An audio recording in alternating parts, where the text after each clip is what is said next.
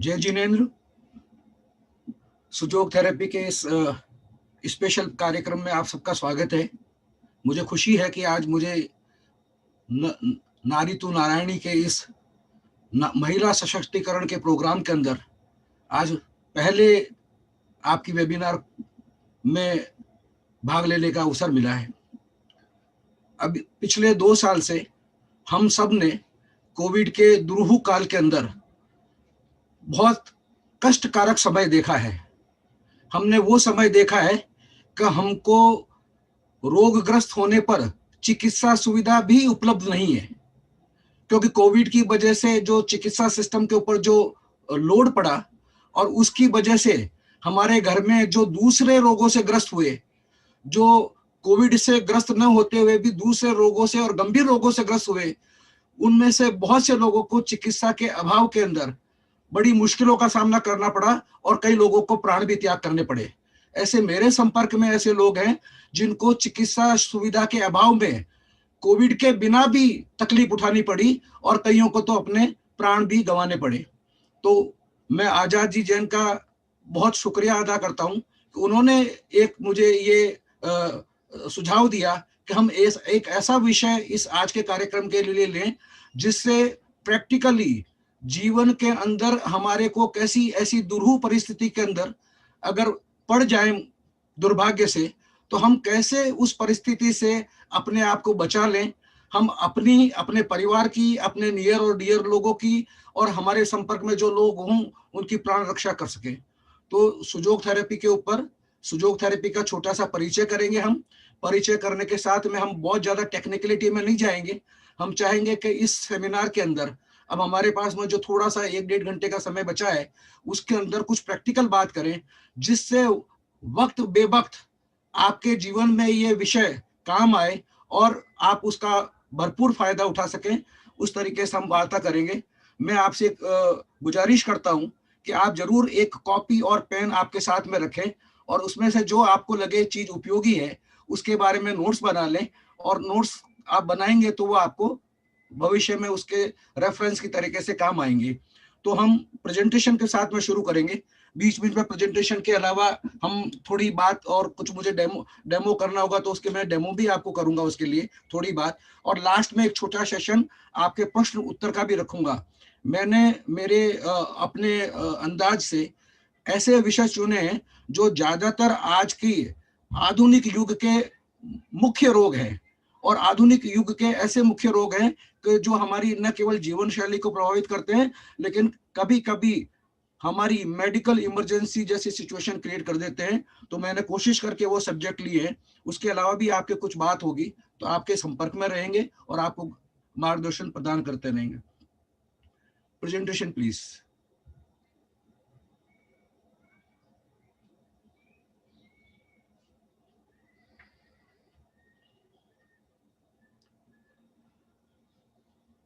ये presentation enlarge नहीं हो सकता? तो वापिस जय जिनेन्द्र और सुजोग थेरेपी के इस कार्यक्रम में introduction and use in medical emergencies, आपात परिस्थितियों में हम इसका कैसे यूज कर सकेंगे उसके ऊपर चर्चा करेंगे। लेकिन उस चर्चा के पहले आपको थोड़ा सा सूक्ष्म शॉर्ट के अंदर मुझे आपको सुजोग थेरेपी का परिचय देना पड़ेगा ताकि जरूरत पड़े तो आप हम उसको सही तरीके से उपयोग कर सकें। Next please. सुजोग थेरेपी की जो हम बात कर रहे हैं एक invaluable contribution in the field of medicine है। ये चिकित्सा की एक बहुत ही प्रभावशाली और एक बहुत ही रिजल्ट ओरिएंटेड सिस्टम है। इनवैल्यूएबल है, ये इनवैल्यूएबल है। क्यों इनवैल्यूएबल है? कि ज्यादातर हम लोग ये मानते हैं कि जो अल्टरनेट सिस्टम ऑफ मेडिसिन है उसकी एक सीमा है, लेकिन सुजोग थेरेपी का जो सब्जेक्ट है जिसके बारे में हम चर्चा कर रहे हैं ये असीमित है। किसी भी तरह का रोग हो, कोई गंभीर रोग हो, कोई पुराना रोग हो, किसी भी तरह का रोग हो, हम उसको यहाँ पर सुजोग थेरेपी से बिना दवा के चिकित्सा कर सकते हैं। ये समाज के लिए एक बहुत ही उपयोगी विषय है। ये अफोर्डेबल है, सबको एक्सेसिबल है।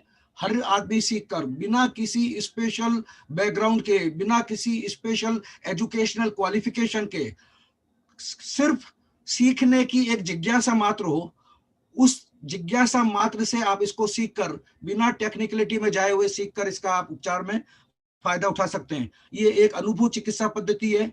और सबसे बड़ी बात है, हम यहाँ पर एक जिस मंच पर बैठे हैं उस मंच को सम्मानित करती हुई, गौरव गौरव बढ़ाती हुई एक ये अहिंसक चिकित्सा पद्धति है। ये अहिंसक चिकित्सा पद्धति है। किसी भी तरह का वायलेंस और किसी भी तरह का हिंसा का भाव इसके अंदर नहीं है। Next please.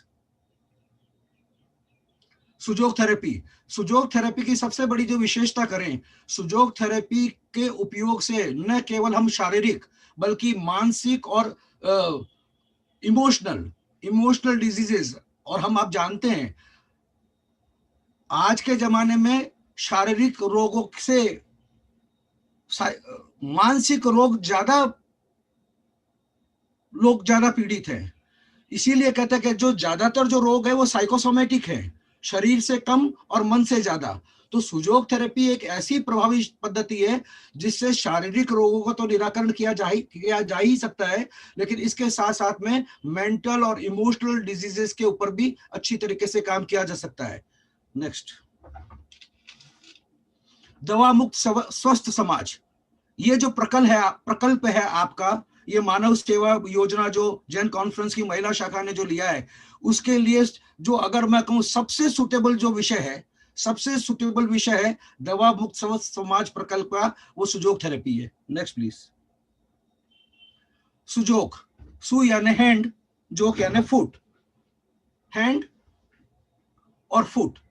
तो सुजोग थेरेपी का मतलब है किसी भी तरह की चिकित्सा, किसी भी रोग की चिकित्सा खाली हम किस में करते हैं, हाथ या पैर में करते हैं। Next please.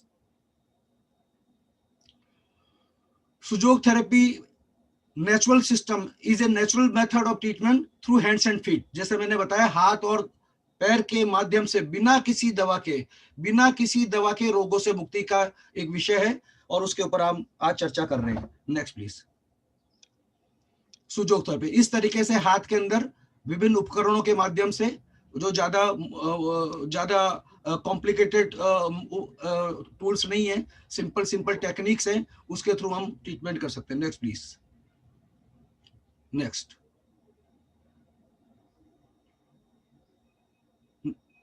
सुजोग थेरेपी की एक बार थोड़ी सी शॉर्ट में चर्चा कर लेते हैं कि जो सुजोग थेरेपी के बारे में हम आज जो चर्चा कर रहे हैं उसके क्या फायदे हैं। सबसे पहली इंपॉर्टेंट बात है, जो सुजोग थेरेपी की हम जो चर्चा कर रहे हैं और जिसके लिए सबसे अनुकूल जो बात है वो है ये हाईली इफेक्टिव है। और जो यहाँ पर मैंने वर्ड जो सेलेक्ट किए हैं वो बिल्कुल सोच समझ कर सेलेक्ट किए हैं, ताकि आपको किसी तरह से मैं मिसलीड न करूं, आपको सही तरीके से सही जानकारी पहुंचाऊं सुजोग थेरेपी के ऊपर।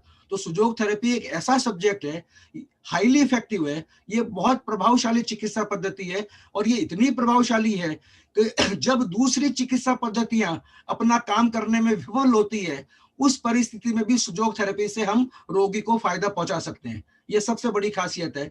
दूसरी इसकी खासियत है, ये सुरक्षित और हानि रहित है। कोई भी दुनिया की ऐसी चिकित्सा पद्धति जो दवा का उपयोग करती है, ये दावा नहीं कर सकती है कि ये सुरक्षित है, इसमें किसी तरह का साइड इफेक्ट या कॉन्ट्राइंडिकेशन नहीं है। लेकिन सुजोग थेरेपी के साथ में हम ये दावा कर सकते हैं कि सुजोग थेरेपी का अगर किसी अनजाने में हम गलत तरीके से उपयोग कर लें, कोई गलती से कुछ गलत तरीके से उपचार कर दें, तो भी इसकी तरह से उससे किसी भी तरह की हानि या किसी तरह का नुकसान होने की संभावना नहीं है। ये एक बहुत विस्तृत सब्जेक्ट है, सब जगह उपयोग किया जा सकता है, हर परिस्थिति में उपयोग किया जा सकता है, आसानी से उपलब्ध करवाया जा सकता है, सीखने में और उपयोग करने में दोनों में सरल है, अफोर्डेबल है, ज्यादा एक्सपेंसिव नहीं है। और सबसे इंपॉर्टेंट बात है कि इससे जो भी उपचार किया जाता है उसके जो रिजल्ट्स हैं वो स्टेबल हैं, और ज्यादातर केसेस के अंदर जो रिजल्ट्स हैं वो बहुत त्वरित रिजल्ट्स हैं, स्पीडी रिजल्ट्स हैं। ऐसा नहीं कि आपको महीने भर, 2 महीने, 4 महीने तक इलाज करवाना पड़े और आपको लंबे समय तक दवा लेनी पड़ेगी। आपको मालूम है बहुत सारे ऐसे रोग हैं जो मॉडर्न मेडिसिन या दूसरे पद्धतियों के अंदर जीवन पर्यंत आपको दवा के ऊपर उसका निर्भर रहना पड़ता है, लेकिन सुजोग थेरेपी के साथ में ऐसी कोई बंदिश नहीं है कि आप किसी भी बीमारी का उपचार एक निश्चित समय के अंदर करवाकर आप उसका स्थायी परिणाम ले सकते हैं, रोगों का निवारण कर सकते हैं, रोगों को नियंत्रण कर सकते हैं, और रोगों की रोकथाम कर स्वस्थ जीवन यापन कर सकते हैं। ये सुजोग थेरेपी की कुछ स्पेशलिटीज है। Next please. ये सुजोग थेरेपी के हमारे फाउंडर हैं प्रोफेसर पाक जऊ, उनको हमारी हार्दिक अभिनंदन और हम श्रद्धांजलि अर्पित करते हैं कि जिन इनके दिए हुए ज्ञान की वजह से हम आज लोगों का जो भी कुछ फायदा कर पा रहे हैं, या इस सब्जेक्ट को हम के माध्यम से हम जो लोगों को इस फायदा पहुंचा रहे हैं, सब उन सारा क्रेडिट और श्रेय हमारे गुरु प्रोफेसर पाक जऊ को जाता है। Next please. सुजोग थेरेपी हमारे, मैंने बताया सु का मतलब है हाथ और जोग का मतलब है पैर। कोरियन वर्ड्स हैं, सु यानी हाथ और जोग यानी पैर। तो सुजोग थेरेपी में जो भी ट्रीटमेंट किया जाता है, किसी भी बीमारी का ट्रीटमेंट किया जाता है, या तो हाथ में किया जा सकता है या पैर में किया जा सकता है। आज की इस लेक्चर के अंदर हम ज्यादा फोकस करेंगे हाथ पर, ताकि हम समय की सीमा को ध्यान में रखकर कुछ कुछ प्रैक्टिकल बातें कर सके। हमारा नेक्स्ट प्लीज। अगर हम हाथ को अगर थोड़ा सा गौर से देखें, अगर हाथ की बनावट को हम गौर से देखें, तो हम निश्चित रूप से ये पता लगा सकते हैं कि हमारी हाथ की जो बनावट है, ये हमारी हाथ की बनावट हमारे शरीर से काफी मिलती जुलती बनाई हुई है। हमारे हाथ की जो बनावट है, थोड़ा सा अंगूठे को अगर हम कल्पना में देखें, हमारे इस अंगूठे को हम कल्पना के अंदर इस अंगूठे की सिचुएशन को अगर ऊपर की तरफ करके देखें, तो हमारा हाथ हमारे शरीर से समतुल्य प्रतीत होता है और उसकी बनावट काफी सिमिलर दिखती है। Next please. ये हाथ और पैर, हाथ और पैर के अंदर जो सुजोग का जो सिस्टम है, हमारी पूरा शरीर, हमारे पूरे शरीर के अंग अवयव और उनकी प्रोजेक्शन, उनकी इमेज हमारे हाथ और पैर में मौजूद है, और उस इमेज को हम कॉरस्पॉन्डेंस सिस्टम कहते हैं। हम सुजोग के अंदर जो वर्ड यूज करते हैं उसके लिए हम उसको कहते हैं कॉरस्पॉन्डेंस सिस्टम।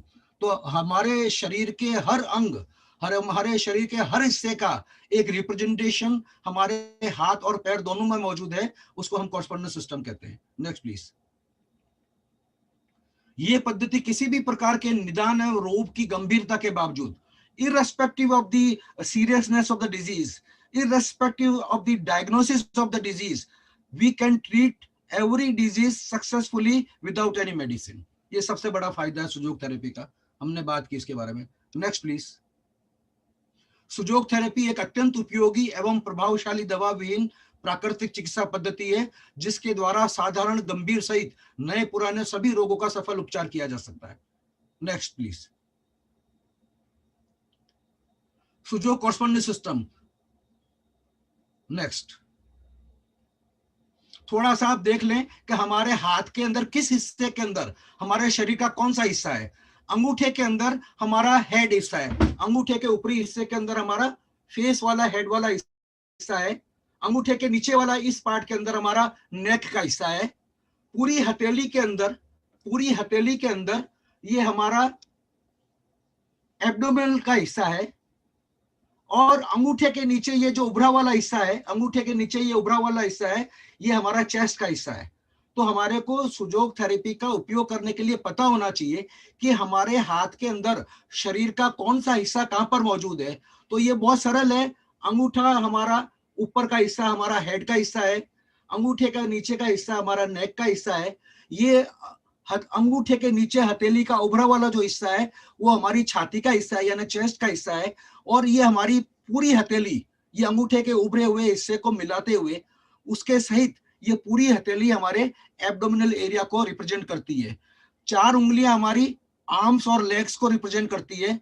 बीच की 2 उंगलियां हमारी लेग्स हैं, बाजू की 2 उंगलियां हमारी आर्म्स है, यानी ये 2 उंगलियां हमारे हाथ यानी हमारे आर्म्स हैं।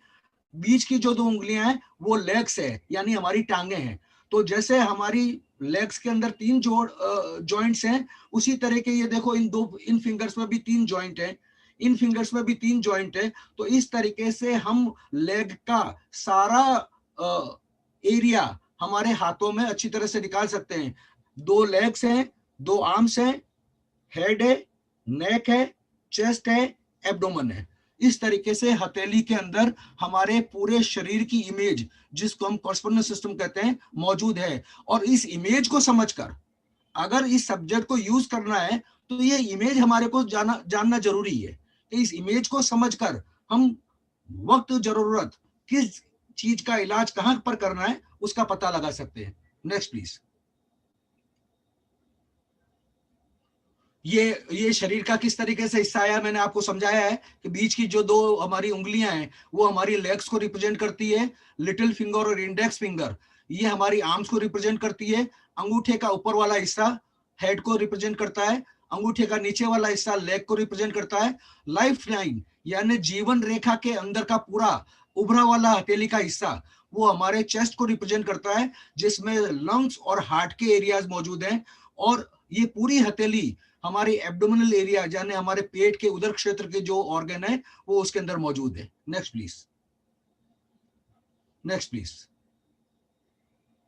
ये कुछ पिक्चर्स आप देख सकते हैं कि हमारा हाथ और हमारा शरीर है उसके आपस में किस तरह का संबंध है, ये क्लियर हम संबंध देख सकते हैं। अंगूठे, सर कहां पर है, आर्म्स कहां पर है, लेग्स कहां पर है, ये संबंध इसको हम देख सकते हैं।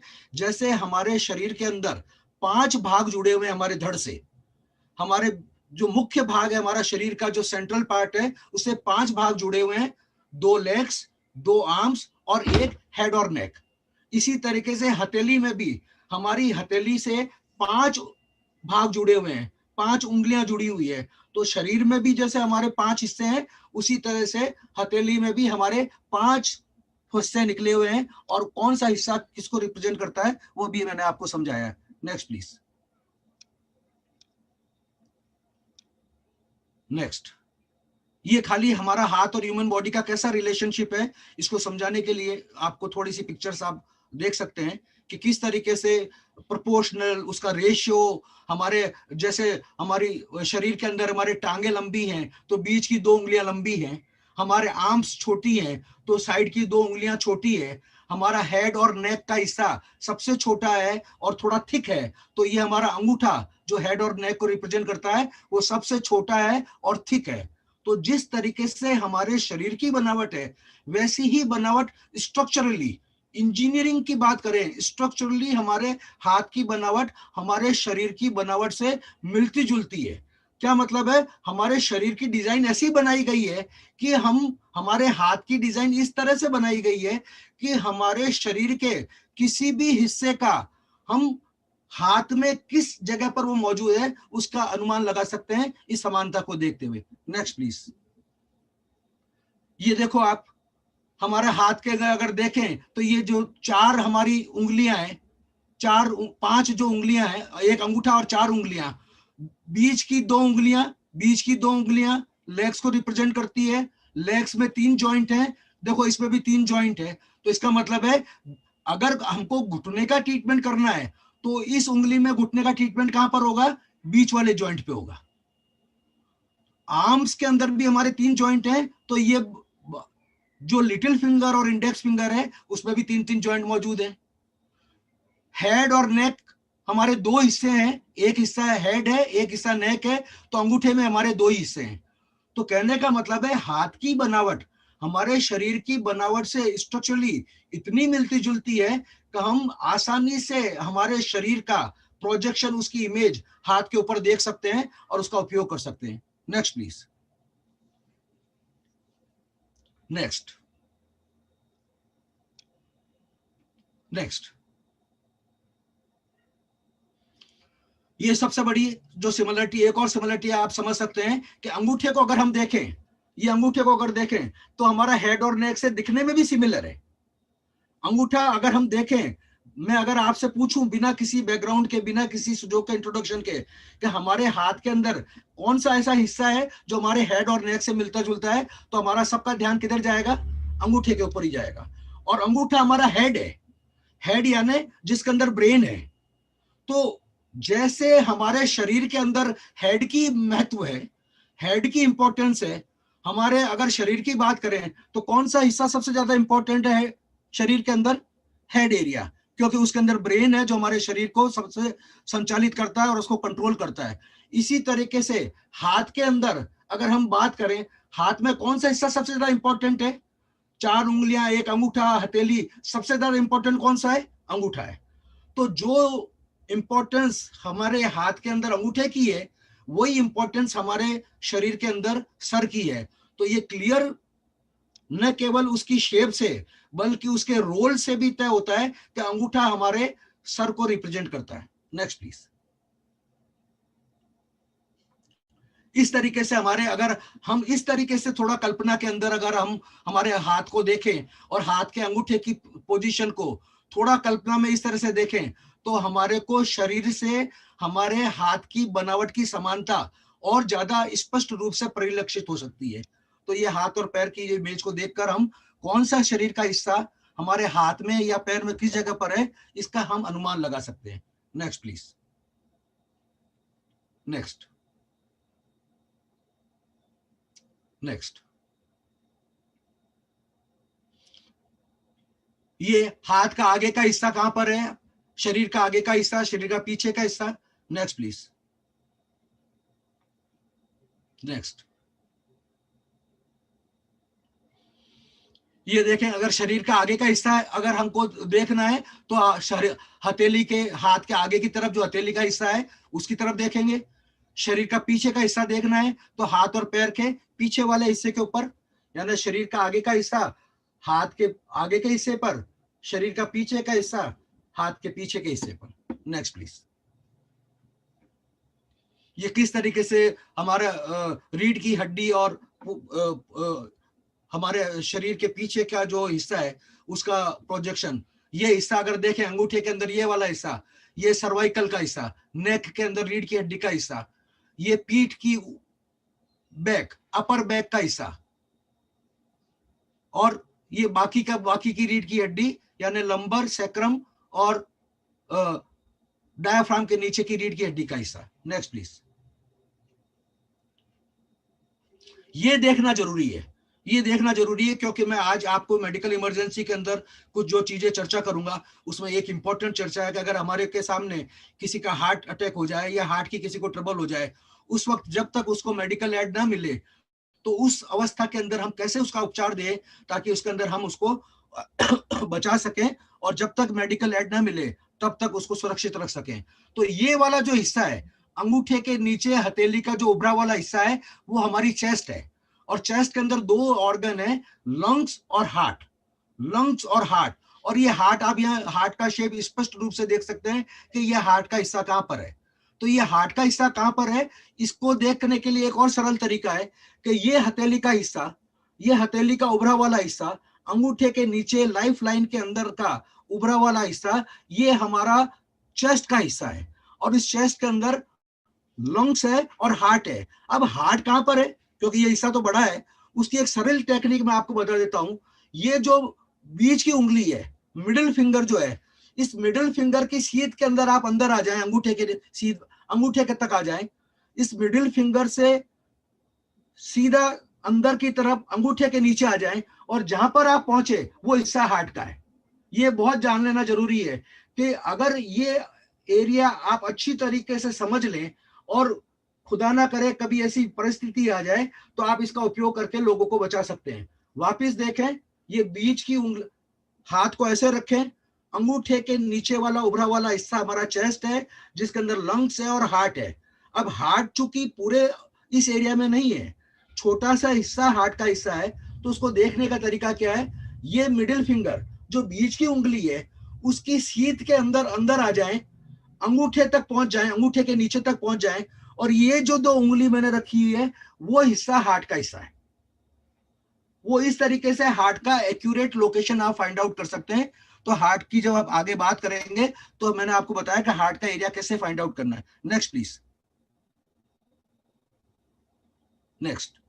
ये एब्डोमेन का एरिया देखने का तरीका है, लेकिन आज हम इमरजेंसी के अंदर खाली मुख्य चीजों पे चर्चा करेंगे, ज्यादा डिटेल में नहीं जाएंगे, और थोड़ा समय भी कम बचा है इसलिए मुझे थोड़ा सा। Next please. ये किस तरीके से हमारा एब्डोमेन का एरिया हथेली में कैसे आया हुआ है, यानी पूरी हथेली के अंदर ये एब्डोमेन का हिस्सा है जिसके अंदर liver, gall bladder, stomach, spleen, pancreas, intestine, small intestine, large intestine, reproductive organs, ovaries, uterus, ये सारे के सारे जो एरियाज हैं वो हमारी हथेली में मौजूद है। उंगलियां वापस बताया, जो चार उंगलियां हैं वो लेग्स और आर्म्स हैं, उसमें से बीच की उंगलियां लेग्स हैं, और आजू बाजू की जो दो उंगलियां यानी इंडेक्स फिंगर और little finger, index finger, little finger arms हैं, मिडिल फिंगर और रिंग फिंगर हमारी लेग्स हैं। Next please. ये रीढ़ की हड्डी का प्रोजेक्शन है, क्यों बैक की भी प्रॉब्लम आज के जमाने में बहुत कॉमन प्रॉब्लम में से एक है। हालांकि आज मैं इसके ऊपर ज्यादा चर्चा नहीं करूंगा, लेकिन फिर भी आप इसको देख सकते हैं। जो ये लाल वाला हिस्सा दिखता है वो सर्वाइकल का हिस्सा है, वो नेक का हिस्सा है। नेक के अंदर किसी भी तरह की प्रॉब्लम हो, सर्वाइकल से रिलेटेड कोई भी प्रॉब्लम हो, तो इस एरिया के ऊपर डीप मसाज करने से उसका फायदा हो सकता है। फिर ये ब्लू वाला जो हिस्सा है वो नेक से लेकर डायाफ्राम तक, यानी अपर बैक का हिस्सा है। ये अपर बैक का हिस्सा है ब्लू वाला। ये अगर आपको नेक के नीचे लेकिन डायाफ्राम के ऊपर किसी भी तरह की प्रॉब्लम हो रीढ़ की हड्डी के अंदर, तो इस एरिया के ऊपर ट्रीटमेंट किया जा सकता है। और फिर बाकी का जो ग्रीन हिस्सा है वो डायाफ्राम के नीचे, यानी पूरी बैक डायाफ्राम के नीचे की लोअर बैक का पूरा हिस्सा है। तो इस तरीके से उसके ऊपर आप कोई प्रॉब्लम हो तो इसका उपचार कर सकते हैं। Next please. हमारे हाथ और पैर को इस तरह से, मैंने अभी आपको बताया है कि हमारे हाथ और पैर की डिजाइन इस तरीके से बनाई गई है कि हम स्वस्थ और तंदुरुस्त तो रह ही सकते हैं, इसके अलावा इस डिजाइन को यूज करके विभिन्न बीमारियों का इलाज कर सकते हैं। Health in your hands actually. अगर हम हाथों का बराबर उपयोग करें, हम एक बात मैं आपको कहना चाहता हूं, ये हाथ की वजह से ही हम स्वस्थ रहते हैं। आज अगर हम चर्चा करें कि कौन लोग ज्यादा स्वस्थ हैं, जो लोग सेडेंटरी लाइफ स्टाइल यूज करते हैं या जो एक्टिव हैं। जो लोग एक्टिव हैं वो ज्यादा स्वस्थ है। और एक्टिव जब होते हैं तो हमारे शरीर के कौन से हिस्से ज्यादा यूज होते हैं? हाथ और पैर ही ज्यादा यूज होते हैं। चाहे वॉकिंग करें, चाहे एक्सरसाइज करें, किसी भी तरह की एक्टिविटी करें, हाथ और पैरों के नियमित रूप से, हाथ और पैरों के नियमित उपयोग से ही हमारे स्वास्थ्य की उपयोगिता बनती है। तो इस तरीके से, लेकिन हाथ और पैर का उपयोग न केवल हमें स्वस्थ रखने के अंदर कर सकते हैं, बल्कि जरूरत पड़ने पर हम इसका उपयोग उपचार करने के अंदर भी कर सकते हैं। Next please. सुजोग therapy in emergencies, आपात स्थितियों में सुजोग चिकित्सा का उपयोग। ये हमारा जो मेन सब्जेक्ट आज है, कैसे उसको यूज करें ताकि किसी भी विपरीत परिस्थिति के अंदर हम लोगों की जान बचा सकें। Next please.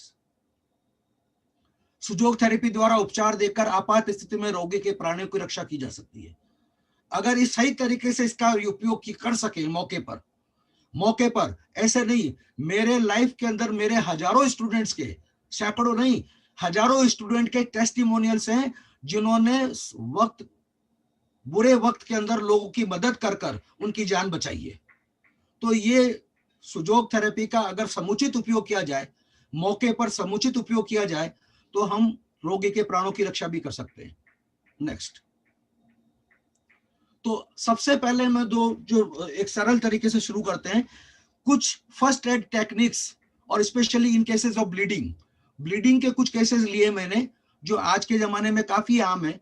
3 ब्लीडिंग के केसेस हम डिस्कस करेंगे कि अगर इस तरह की ब्लीडिंग हो तो उसको हम कैसे सरल तरीके से बिना दवा के और बिल्कुल अल्प समय में किस तरीके से ब्लीडिंग को रोका जा सकता है, तो उसके बारे में बात करेंगे। और बिल्कुल सरल तरीके से रबर बैंड से, खाली ये रबर बैंड जो हर जगह उपलब्ध, आसानी से उपलब्ध है, इससे किस तरीके से किसी भी तरह की ब्लीडिंग को हम ठीक कर सकेंगे, हम देखते हैं। Next please. तो पहले देखेंगे नोज ब्लीड। अगर नक्सीर आ जाए, और कई बार बच्चों को जब नक्सीर आती है तो इतनी ज्यादा हो जाती है कि वो मुश्किल का काम होता है, और इधर उधर भागदौड़ मच जाती है और नक्सीर रुकती नहीं है। तो बिल्कुल एक सरल तरीका है कि कैसे नक्सीर को रोका जाए। तो इस अंगूठे, इस पिक्चर के अंदर आप देख सकते हैं, तो पिक्चर के अंदर एक नाक का एरिया बताया हुआ है, और इस नाक के एरिया के ऊपर इस तरीके से रबर बैंड लगा दिया जाए। क्या लगा दिया जाए? इस तरीके से रबर बैंड लगा दिया जाए, और रबर बैंड को टाइट कर दे, और टाइट करने के बाद में रबर बैंड जब हर्ट करने लगे, यानी ये एरिया जब नीला पड़ना पड़े, और ये जब दर्द करने लगे, और दर्द इतना करने लगे कि अब ये दर्द अनबियरेबल होने लगे, तब इस रबर बैंड को खोल दें धीरे धीरे। सबसे बड़ी इंपॉर्टेंट बात है कि रबर बैंड लगाना से ज्यादा रबर बैंड खोलना कैसे है, ये आपको अच्छी तरह से आइडिया होना चाहिए। रबर बैंड लगाएं, जब तक वो सहन किया जा सके तब तक रखें, और उसके बाद में टर्न बाय टर्न, बिना झटका लगाए हुए बिना जर्क क्रिएट किए हुए, ऐसे नहीं खोलें एक झटके से नहीं खोलना है। झटके से खोलेंगे तो ये उल्टा काम कर सकता है। इसीलिए लगाने के बाद में जब रबर बैंड खोलना है, तो रबर बैंड कैसे खोलना है? टर्न बाय टर्न, धीरे धीरे खोलना है। तो नक्सीर को बिल्कुल कुछ ही मिनट के अंदर कुछ ही सेकंड्स में इवन आप इस तरीके से रोक सकते हैं, और ये नक्सीर रोकने का एक तरीका है। Next please. एक और तरीका नक्सीर रोकने का है, ये मैंने बताया हाथ के अंदर रबर बैंड कैसे लगाना है। रबर बैंड लगाकर उसका टर्न, एक टर्न अपने हाथ में रखना चाहिए ताकि खोलने में आसानी रहे। ऐसा नहीं ऐसे छोड़ देते हैं फिर ढूंढते हैं कि वो कैसे खोलें, वो टर्न कहां पर है खोलने के लिए। तो खोलने के लिए आप अपने कंट्रोल में रखो इसको, ताकि जब खोलना हो तो धीरे धीरे आराम से खोल सके, छोड़ना नहीं है। एक और दूसरा तरीका है, अगर आपको नाक का एरिया समझ में नहीं आ रहा कि कहाँ लगाएं नाक, क्योंकि ट्रेनिंग के बाद में अच्छी तरह से मालूम पड़ता है, क्योंकि इतने एरिया में नाक का हिस्सा है। अब नाक का हिस्सा थोड़ा ऊपर है कि बीच में है, नीचे है, कभी कभी भूल सकते हैं कि नाक का एरिया कहाँ पर है। तो उसका एक सरल तरीका और है, अंगूठे की जड़ में रबर बैंड लगा दे। कहां पर लगा दे? अंगूठे की जड़ में रबर बैंड लगा दे। अंगूठे की जड़ में टाइट, एक टर्न नहीं, कई सारे टर्न लगाने, कई सारे टर्न लगाकर टाइट लगा देने। टाइट लगेंगे तो क्या होगा, यहाँ पर खून का दौरा रुकना शुरू हो जाएगा, ये अंगूठा नीला पड़ना शुरू हो जाएगा। और जब ये अनबियरेबल हो जाए, ये जब अनबियरेबल हो जाए तब इसको धीरे धीरे खोल दे, तब इसको धीरे धीरे खोल दे। जब अनबियरेबल हो जाए तो इसको धीरे धीरे खोल दें। तो ये इस तरीके से नोज ब्लीड का हम उपचार कर सकते हैं। ये एक दो बार करने से ही ठीक हो जाता है, ऐसा नहीं कि 20-25 बार करना पड़ेगा। एक दो बार करेंगे, एक आध मिनट पहली बार रखेंगे, उसी में काम हो जाएगा। और ज्यादा से ज्यादा एक बार और लगाने की जरूरत पड़ेगी, ये तुरंत ठीक हो जाता है नक्सीर। हाँ जरूर, अगर उसको किसी को बार बार नक्सीर होती है तो फिर उसका प्रॉपर तरीके से ट्रीटमेंट करना जरूरी है। उसका रोग का कारण क्या है उसका निवारण करना है। ये टेक्निक है खाली फर्स्ट एड की तरीके से, लेकिन उसका रोग का निवारण करना हो जिसको बार बार होता है, तो उसको फिर अच्छी तरीके से समझकर उसका सुजोग थेरेपी से ही, कोई दूसरी चिकित्सा की बात नहीं करता, सुजोग थेरेपी से ही उसका उपचार किया जरूरी है। Next please. ये यूट्राइन ब्लीडिंग, ये महिलाओं के लिए, आज महिलाओं का एक प्रोग्राम है तो मैंने उसको इसलिए लिया है कि कई बार मेंसेस के अंदर, मंथली साइकिल के अंदर बहुत ज्यादा एबनॉर्मल ब्लीडिंग होती है, उससे बड़ी समस्या हो जाती है, महिलाएं एनीमिक हो जाती है, महिलाओं को वीकनेस और कई तरह की प्रॉब्लम शुरू हो जाती है। तो अगेन ये मुख्य कारण का तो उपचार करना ही पड़ेगा, मुख्य कारण का उपचार ही करना ही पड़ेगा। लेकिन जब ऐसी स्थिति पैदा हो गई है और जब किसी भी दूसरे तरीके का उपचार काम नहीं कर रहा है, तो मैं एक छोटी सी ट्रिक आपको बता रहा हूं जिससे ये इस तरीके से काम करेगा। तो इसको करना क्या है, या तो थोड़ा सा चौड़ा रबर बैंड लें, और चौड़ा रबर बैंड नहीं हो तो 2-3 रबर बैंड मिला दें, 2-3 रबर बैंड मिला दें, और इस तरीके से इस एरिया के अंदर जो मैंने ये पिक्चर बता रखी है, इसके अंदर रबर बैंड इस तरीके से लगा के, थोड़ा टाइट रहना चाहिए, राइट लगाना है, इस तरीके से रबर बैंड लगा दें, इस तरीके से, इस तरीके से रबर बैंड लगाएं और रबर बैंड लगाकर रखें, इसको टाइट होगा। जब हट करने लगे तो धीरे से खोल दे वापिस। अगेन ब्लीडिंग को रोकने के लिए रबर बैंड जब भी हटाना हो, धीरे धीरे हटाना बिना जर्क के, ये सबसे ज्यादा जरूरी बात है।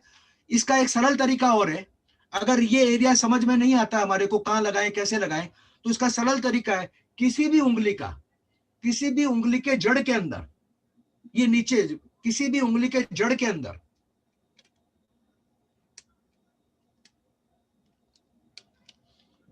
किसी भी उंगली के जड़ के अंदर इस तरीके से रबर बैंड लगा दे, रबर बैंड लगा दे। वही तरीका है कि लगा के रखें, जब ये हर्ट करने लगे तब खोल दें। नोज ब्लीडिंग के केस के अंदर तो नोज ब्लीडिंग को हम एक्सपेक्ट करते हैं कि उसी वक्त ठीक हो जाए, लेकिन मेंसेस और ये यूट्राइन ब्लीडिंग तो डे लॉन्ग चलती है। तो इसके लिए ये आपको दिन में कई बार करना है, एक बार में 3-4 बार करें और हर 2-3 घंटे बाद में इसको रिपीट करें, और आपको तुरंत इसके अंदर आराम मिल जाएगा। हो सकता है पहली बार में मिल जाए, लेकिन जरूरत पड़े तो आपको दोबारा इसको और करना चाहिए। तो ये यूट्राइन ब्लीडिंग के लिए इस तरीके से रबर बैंड को हम यूज कर सकते हैं। Next please. ये देखो यूट्राइन ब्लीडिंग का मैंने आपको एक्सप्लेन किया किस तरीके से रबर बैंड लगाएं और किस तरह से रबर बैंड लगा के रखें और किस तरह से धीरे धीरे उसको खोलें। Next please.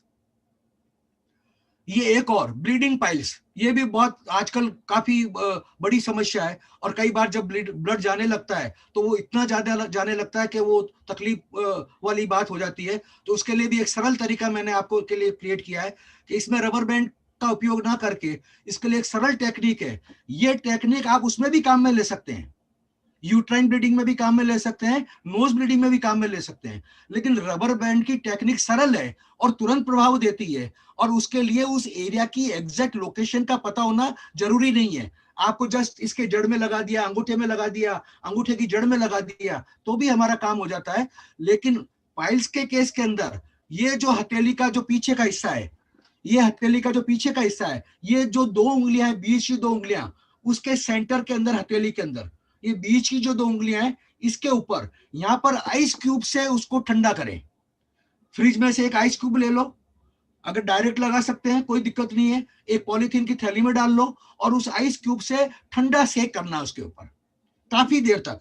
ये चिल्ड हो जाए, थोड़ी देर हटा लो, वापस करो, फिर चिल्ड हो जाए, फिर हटा लो, फिर वापस कर लो। तो लगातार कुछ मिनट तक आपको उसके ऊपर करना है। तो जिस वक्त ब्लीडिंग ज्यादा है उस वक्त करें, उसी वक्त फर्क पड़ जाएगा। लेकिन आपको लगता है कि ये दोबारा ब्लीडिंग हो रही है तो इसको दोबारा करें, 2 बार करें, 3 बार करें। और ब्लीडिंग पाइल्स के अंदर एक थोड़ी सी आइस क्यूब की मसाज से, और आइस क्यूब का करना है, ये पीछे इस हथेली में दिखाया हुआ है और मैंने आपको मॉडल में बताया है कि आइस क्यूब को कहां पर लगाना है, इन बीच की 2 उंगलियों के सेंटर में, बॉटम के अंदर, हथेली के बॉटम में, बैक साइड के अंदर अच्छी तरीके से आइस क्यूब की मसाज करें और उसको ठंडा कर दें। ठंडा सेक करना एक तरीके से, ये समझ लें। और इस तरीके से ब्लीडिंग पाइल्स के ब्लड को तुरंत रोका जा सकता है। ब्लीडिंग पाइल्स के ब्लड को तुरंत रोका जा सकता है। एक्चुअली किसी भी तरह की ब्लीडिंग को सुजोग थेरेपी से कुछ मिनटों में ही रोका जा सकता है, किसी भी तरह की ब्लीडिंग को।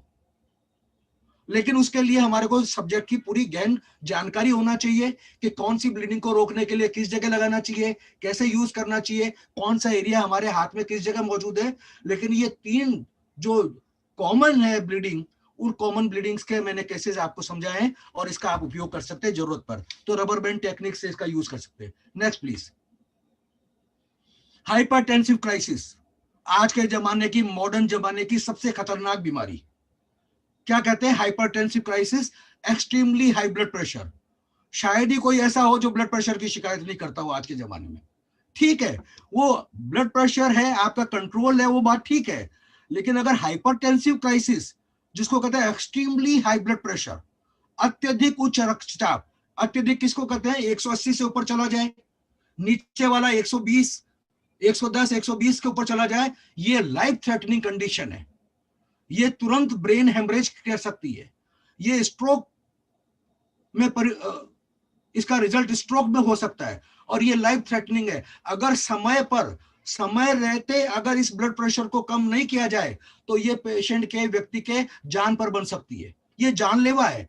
और ज्यादातर आकस्मिक जो मृत्यु है उसके अंदर सबसे बड़ा कारण हाइपरटेंसिव क्राइसिस है।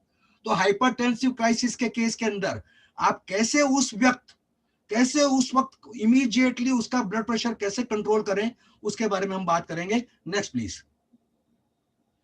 मैंने बताया hypertensive crisis can be life threatening. It is one of the common causes of medical emergency. Medical emergencies का सबसे मुख्य कारण है ये हाइपरटेंसिव क्राइसिस। अचानक ब्लड का प्रेशर बढ़ जाना और उससे कई तरह की प्रॉब्लम होने की संभावना रहती है। Next please. तो हाइपरटेंसिव क्राइसिस के लिए सबसे पहला और सबसे सरल तरीका, सबसे पहला, सबसे सरल और इफेक्टिव तरीका, ये कुछ लोगों की नहीं, बड़ी संख्या के अंदर, और मेरे तो ऐसे ऐसे किस्से हैं जो लोगों ने फ्लाइट के अंदर, जो किसी के साथ में ऐसी दुर्घटना घटी और फ्लाइट में जो मेरा स्टूडेंट रहा या मेरे जिसका ने लेक्चर सुना है उसने तुरंत उस पेशेंट को ठीक कर दिया। सैकड़ों ऐसे केसेस है। किसी के मिडनाइट के अंदर, किसी पड़ोसी के रात को बिरात को, कितने सारे मेरे पास में टेस्टिमोनियल है। बहुत सरल तरीके से हाइपरटेंसिव क्राइसिस है। तो मैंने आपको 2 तरीके बताए हैं, एक तो रबर बैंड टेक्निक, और रबर बैंड टेक्निक का लगाना है, ये आपको जो अंगूठे की टिप के ऊपर लगाना है। कहां लगाना है? अंगूठे की टिप के ऊपर। वही तरीका, रबर बैंड लगा दो, टाइट कर दो, रबर बैंड लगा के टाइट कर दो अंगूठे की टिप के ऊपर। कब तक लगा के रखना है? टाइट लगाना है। और कब तक लगाना है? कि जब तक ये दर्द ऐसे नहीं होने लगे, ये नीला पड़ने लगे और दर्द ऐसे नहीं होने लगे तो धीरे धीरे खोलना है। वापिस अगर आप नोट बना रहे हैं तो आपको नोट में अंडरलाइन करके लिखना है कि हाइपरटेंसिव क्राइसिस हो ब्लीडिंग की प्रॉब्लम हो, रबर बैंड को खोलते वक्त धीरे धीरे खोलना है बिना किसी जर्क के. There should be no jerk, it should be in turn, turn by turn. एक एक टर्न को आपको, एक एक राउंड को आपको इसको अनटर्न करना है. तो ये rubber band should be removed unturned gradually without causing A jerk. मैंने बताया 2 से 5 मिनट तक रख सकते हैं, कोई दिक्कत नहीं. आपने ऐसा लगाया तो 2 मिनट भी रह जाओ, आपको सहन होता तो 5 मिनट भी लगा सकते हैं. तो 2 से 5 मिनट तक रबर बैंड इस तरह से लगाओ, फिर धीरे धीरे खोलो. हो सकता है थोड़ा सा कम हुआ हो, लेकिन अभी भी पूरा कम नहीं हुआ है तो दोबारा एक बार और लगाओ, दोबारा लगाओ, एक 3-4 बार लगाओ, और ब्लड प्रेशर एक नॉर्मल रेंज में आने की पूरी पूरी संभावना है. तो ये ब्लड प्रेशर को कंट्रोल करने की हाइपरटेंसिव, अगेन अगेन मैं आपको ये बता रहा हूं, ये उपचार नहीं है, ये मेडिकल इमरजेंसी ट्रीटमेंट है. उपचार के लिए नियमित रूप से सिस्टमेटिक तरीके से बीमारी के मूल कारण पर काम करके उसका उपचार करना पड़ेगा, सुजोग थेरेपी से, सुजोग थेरेपी से. लेकिन ऐसी स्थिति आ जाए आपको उपचार करना ही नहीं आता है, आपने सुजोग सीखा ही नहीं है, और आपके परिवार में ऐसी घटना घट जाए तो क्या करें? उस वक्त ये कर लें. और ऐसा बहुत लोगों ने किया है, बहुत लोगों ने किया है दुनिया भर के अंदर. तो ये आप हाइपरटेंसिव क्राइसिस को जरूर लिखें, क्योंकि ये एक आम समस्या है आज के जमाने में, और ये कभी ना कभी ऐसा मौका आता ही है जब हम इससे दो चार हो सकते हैं. Next please. एक और हाइपरटेंसिव क्राइसिस है, एक आप ये मेडिकल जो सर्जिकल टेप है, माइक्रोपोर टेप जिसको कहते हैं, इस प्लास्टर से कुट्टू के दाने, बकवीट जिसको अंग्रेजी में कहते हैं, कुट्टू के दाने, ये सारी फिंगर टिप्स के ऊपर 2-2 3-3 कुट्टू के दाने टेप के माध्यम से लगा दें, सर्जिकल टेप के माध्यम से, और फिर इनको एरिया को दबाना है. सुजोग थेरेपी में एक जो मुख्य ट्रीटमेंट की टेक्निक है, उस कॉरस्पोंडेंस एरिया जो संबंधित ऑर्गन बॉडी का जो है, उसका हाथ का जो इमेज का जो पॉइंट है, उस एरिया के ऊपर स्टिमुलेशन करना. स्टिमुलेशन यानी प्रेशर के साथ में दबाव देकर उसकी मसाज करना. तो ये यहाँ पर आप कुट्टू के सीड लगा दें. समझो कि आपको पेशेंट को एक बार तो आपने रबर बैंड से ट्रीटमेंट करके उसका ब्लड प्रेशर कम कर दिया, लेकिन जरूरी थोड़ी कि ये स्टेबल रह जाए, हो सकता है वापस हो जाए. तो उस एरिया के ऊपर आप कुट्टू के बीज लगाकर, कुट्टू के दाने लगाकर टेप से लगा दें, और पेशेंट स्वयं उसको समय समय पर अच्छी तरीके से दबाता रहे. समय समय पर दबाए और अच्छी तरीके से दबाए. एक एरिया को दबाए तो कम से कम आधा मिनट से लेकर 1 मिनट तक जरूर दबाए. ऐसे नहीं 1-2 बार इधर दबा दिया, 1-2 बार इधर दबा दिया, इस तरह से नहीं. इसको दबाए तो आधा से लेकर 1 मिनट तक दबाए, फिर इसको दबाए आधा लेकर से 1 मिनट तक दबाए. और कैसा दबाना है? बियरेबल प्रेशर के साथ में. दर्द होना चाहिए दबाने से. दर्द कितना? जो टॉलरेबल कैपेसिटी में हो. ऐसा नहीं कि बिल्कुल दर्द भी ना हो, और इतना भी दर्द नहीं कि दर्द के मारे आपके प्राण निकल जाए और चीख निकल जाए. दर्द हो लेकिन टॉलरेबल इंडिविजुअल कैपेसिटी के हिसाब से. तो ये भी बहुत ही इफेक्टिव तरीका है कि जो पांचों फिंगर टिप्स है, हमारी पांचों फिंगर टिप्स के ऊपर बकवीट लगा दें सर्जिकल टेप की मदद से, मेडिकल टेप की मदद से, और इसके ऊपर स्टिमुलेशन करें. Next please. एक और सरल तरीका है, और ये भी बहुत इफेक्टिव तरीका है. ये फिंगर टिप्स के ऊपर ब्लैक पेंट कर दें, काला, काले रंग से इसको पेंट कर दें. सारी फिंगर टिप्स को काले रंग से, काला रंग लगा दें इस पर. मार्कर पेन से, स्केच पेन से, किसी भी तरीके से. बढ़िया हो कि स्केच पेन लें, ज्यादा केमिकल ओरिएंटेड, ये जैसे व्हाइट मार्कर पेन जैसे अगर मजबूरी है तो वो भी ले सकते हैं, लेकिन नहीं तो स्केच पेन वगैरह नेचुरल तरीके के जो मार्कर्स हैं, जो ज्यादा केमिकली ओरिएंटेड नहीं हो, इस तरीके से इसके ऊपर आप क्या लगा दें? काले रंग का पेंट कर दें. 5 उंगलियों पे, 5 नहीं 10 उंगलियों पे, 10 उंगलियों की टिप्स के ऊपर ब्लैक पेंट कर दें. तो इससे भी हाइपरटेंसिव क्राइसिस का जो फेज है, उससे आप उसको आराम पहुंचा सकते हैं और ब्लड प्रेशर को कंट्रोल कर सकते हैं. Next please. ये भी एक तरीका है, क्योंकि हाइपरटेंसिव क्राइसिस सबसे इंपॉर्टेंट जो ऑर्गन उसमें इन्वॉल्व है वो है ब्रेन. मेन ऑर्गन जो उस वक्त हमारे को जिसके ऊपर फोकस करने की जरूरत है, ब्रेन सबसे ज्यादा इंपॉर्टेंट है उस केस के अंदर. तो ब्रेन के ऊपर स्पेसिफिकली ये ब्रेन का एरिया है, यानी अंगूठे के ऊपर. मैंने बताया ना, रबर बैंड भी हमने यही लगाया ना, रबर बैंड ही लगाया यहाँ पर. तो ब्रेन के ऊपर, ब्रेन के इस एरिया के ऊपर आप रबर बैंड नहीं लगाकर, आप उस एरिया के ऊपर आगे और पीछे दोनों तरफ नाखून को मिलाते हुए, नाखून और उसके आगे के ऊपर अच्छी तरीके से प्रेशर देके मसाज कर सकते हैं. और ये टेक्निक वो लोग भी यूज कर सकते हैं जिनका ब्लड प्रेशर हायर साइड में रहता है, वो रेगुलर करें. ये टेक्निक है, जब बड़ा हुआ हो तो करना ही करना है। और जिनका ब्लड प्रेशर थोड़ा हायर रेंज में रहता है तो वो नियमित रूप से इसको करते हैं, तो धीरे धीरे उनका ब्लड प्रेशर कंट्रोल होने की संभावना है, पूरी संभावना है, हो जाएगा ज्यादातर। और ये रबर बैंड टेक्निक जो मैं आपको ब्लड प्रेशर की बता रहा हूं, ये रबर बैंड टेक्निक मेरे सर्किल के अंदर जो मेडिकल डॉक्टर्स हैं, वो सर्जिकल यूनिट में इनका प्रयोग किया उन लोगों ने। कभी कभी सर्जरी के पहले ब्लड प्रेशर बहुत हाई हो जाता है, एंजाइटी की वजह से, डर की वजह से, और दवा से भी काबू नहीं होता है। ऐसे केसेस के अंदर इस रबर बैंड टेक्निक ने काम किया है, जहां पर दवा भी काम नहीं करती है, जहां पर भी दवा भी काम नहीं करती है। ऐसे टेस्टिमोनियल है, डॉक्टर्स के टेस्टिमोनियल है इसके पास, लेकिन हमारे पास समय नहीं है। लेकिन बहुत इफेक्टिव मेथड है, इसका आप जरूर यूज कर सकते हैं। Next please.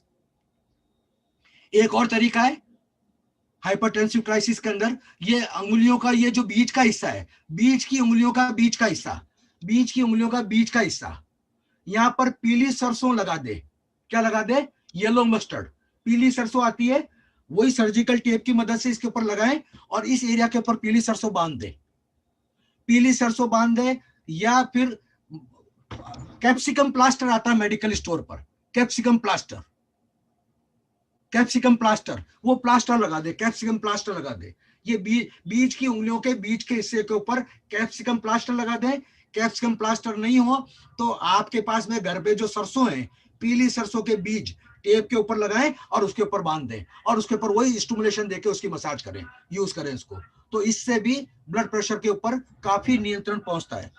जरूरत पड़े, अगर हाइपरटेंसिव क्राइसिस बहुत एक्सट्रीम है, यानी 200 तक पहुंच रहा है, तो एक से ज्यादा मेथड को यूज कर लो एक बार में। जरूरी नहीं कि एक आपने रबर बैंड भी कर लिया, काला रंग भी लगा दिया, ब्रेन का मसाज भी कर दिया, 2-3 टेक्निक को मिक्स कर लो। अगर डेंजरस सिचुएशन लगती है तो 2 या 3 टेक्निक को आराम से मिक्स किया जा सकता है। ज्यादातर केस में रबर बैंड टेक्निक अकेले से ही काम हो सकता है। मेरे एक नहीं बहुत सारे ऐसे अनुभव हैं कि रबर बैंड टेक्निक अकेले से काम होता है। लेकिन अगर नहीं होता है और सिचुएशन बहुत ज्यादा डेंजरस है तो आप उसका कॉम्बिनेशन भी कर सकते हैं, और उस कॉम्बिनेशन में एक कॉम्बिनेशन इसका भी किया जा सकता है। Next please. ये तो जरूरी है, ये हाइपरटेंसिव क्राइसिस के अंदर, ये बहुत लास्ट के अंदर, जब पेशेंट का एक बार आपने ब्लड प्रेशर को कंट्रोल कर लिया रबर बैंड लगाकर या उस एरिया के ऊपर मसाज कर कर, उसके बाद में भी वो स्टेबल रखने के लिए और वापस वो डेंजरस सिचुएशन में नहीं आए, उसके लिए हम उस पूरे एरिया की लंग्स और हार्ट, तो हाइपरटेंसिव क्राइसिस का असर ब्रेन पे पड़ता है, लेकिन मेन कारण तो ऑर्गन तो हार्ट है उसके अंदर, और हार्ट को अच्छी तरीके से वर्क करवाने के लिए लंग्स का पूरा उपयोग है। तो लंग्स और हार्ट, ये वाला हिस्सा, ये वाला हथेली का जो हिस्सा है, ये लंग्स और हार्ट के एरिया के ऊपर, और अच्छी तरीके से आप किसी भी तरीके से मसाज कर सकते हैं। कोई भी तरीका हो, उंगलियों से कर लो, आपके पास में कोई इस तरह का टूल हो, और टूल नहीं हो तो आपको पेन के पीछे का हिस्सा किसी भी तरीके से इस तरीके से इसकी मसाज कर सकते हैं। अपना इस तरीके से मसाज कर सकते हैं, इस तरीके से मसाज कर सकते हैं, इस तरीके से मसाज कर सकते हैं। अच्छी तरीके से इस एरिया की पूरे की मसाज करनी है, इंक्लूडिंग ब्रेन। तो लंग्स, हार्ट और ब्रेन के कॉरस्पॉन्डेंस एरिया की ये तब, ये एक बार पूरा पहले जो हमने डिस्कस किया उससे ब्लड प्रेशर कंट्रोल आया, वो सिचुएशन वापस न डेवलप हो, उसके लिए ये वापस उसके थोड़ी बाद में इसका उपचार करना चाहिए। Next please. ये और इंपॉर्टेंट बात है, ये हाइपरटेंसिव क्राइसिस तो स्ट्रोक और ब्रेन हेमरेज को न्योता देता है। या तो ब्रेन हेमरेज होता है या स्ट्रोक, वो एक ही बात है, और तुरंत पेशेंट को कोलैप्स हो सकता है, पैरालिटिक अटैक हो सकता है, कुछ भी हो सकता है। लेकिन ऐसी ही एक गंभीर बीमारी हार्ट अटैक, और मैंने आपको जब शुरू में बोला था, ये कोविड के दिनों के अंदर हार्ट के पेशेंट को बहुत मुश्किलों का सामना करना पड़ा। हार्ट के पेशेंट बिना उपचार के चले गए, क्योंकि उपचार ही नहीं मिल पाया। हॉस्पिटल्स पे कोविड वालों का इतना लोड कि पेशेंट को लेकर हॉस्पिटल घूमे और पेशेंट एम्बुलेंस में दम तोड़ गया। तो ये हार्ट अटैक या कार्डियक इनसफिशिएंसी या श्वास लेने में कठिनाई, 3 चीजों को एक साथ डिस्कस कर रहे हैं। बहुत यूजफुल है, किसी की जान बचा सकते हो। मेरे अपने जीवन में 3 केसेस घटनाएं घटी है जिसमें हम व्यक्ति की जान बचा सके, और मेरे स्टूडेंट्स के तो बहुत सारे एग्जांपल ही हैं। मेरे अपने 3 व्यक्तिगत हैं जिसके अंदर हम ऐसा कर पाए। Next please. ये तो मैंने बताया, acute cardiac insufficiency congestive heart failure में कॉज पेशेंट्स डेथ, मैंने बताया ही है। हार्ट अटैक भी एक ऐसी बीमारी है, जब तक आपको उस निर्धारित समय में समय पर चिकित्सा न मिले, समय पर चिकित्सा न मिले तो उसकी जान जा सकती है। तो समय पर चिकित्सा मिलना आज के मरे में, और स्पेशली बड़े शहरों में पेशेंट को ले जाएंगे गाड़ी में, एम्बुलेंस आएगी जाएगी, तब तक के लिए तो पेशेंट को आपको कंट्रोल करके रखना पड़ेगा, नहीं पड़ेगा। तो तब तक के लिए भी हम उसको, पेशेंट को बचाएं तो उसकी जान बचा सकते हैं। Next please.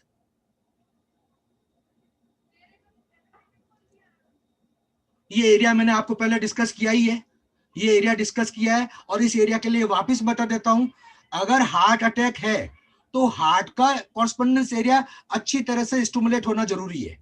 आप हार्ट की जगह किसी और जगह करेंगे, फिर सुजोग थेरेपी की बदनामी करेंगे कि मैंने तो किया लेकिन फायदा ही नहीं हुआ।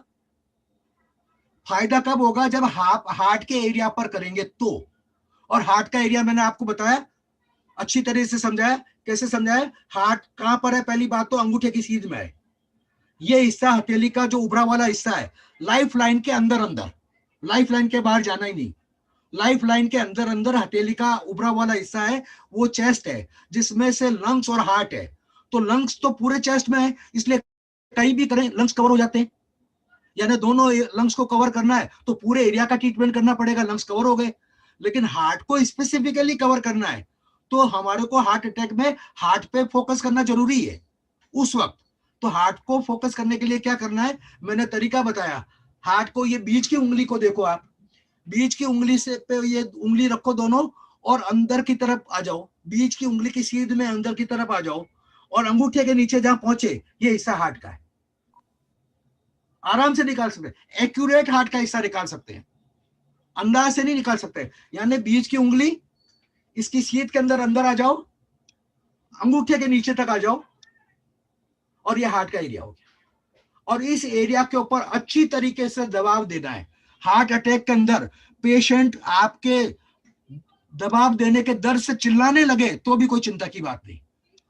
आपके उंगलियां घबराहट के बारे में काम नहीं कर रही है, क्योंकि अपने परिवार में हो तो हमको, पेशेंट से ज्यादा हमको भी घबराहट है, तो हमारे हाथ ही नहीं चलते, हम प्रेशर ही नहीं दे पाते। तो जो चीज आपके सामने आ जाए, पेन सामने आ जाए, चाबी सामने आ जाए, कोई भी चीज सामने आ जाए, उस चीज को लेकर उसके ऊपर अच्छी तरीके से painful, extremely painful, really hard pressure देना है। यहां पर इस यहां पर कोई घाव हो जाए, कोई फोड़ा हो जाए, चिंता की बात नहीं है, अभी तो जान पर बनी हुई है। तो उस वक्त आपको ये पेशेंट को टॉलरेबल पेन होना चाहिए, ये वाला होना चाहिए, ये नहीं। उस वक्त तो आपको पूरा स्ट्रॉन्ग स्टिमुलेशन देकर उसके ऊपर स्टिमुलेशन करना है, पूरा स्ट्रॉन्ग। कब तक करना है? जब तक पेशेंट कोई सिम्टोमेटिकली उसको इंप्रूवमेंट ना दिखे, उसका चेस्ट का पेन, उसकी सांस की तकलीफ, उसमें आराम ना आ जाए, तब तक करना है। और यहां पर करने से पेशेंट को काफी दर्द हो गया, ये छोड़ के इधर कर दो, या घर में दो लोग हैं तो एक जना यहां पर करो, एक जना दूसरे हाथ में करो।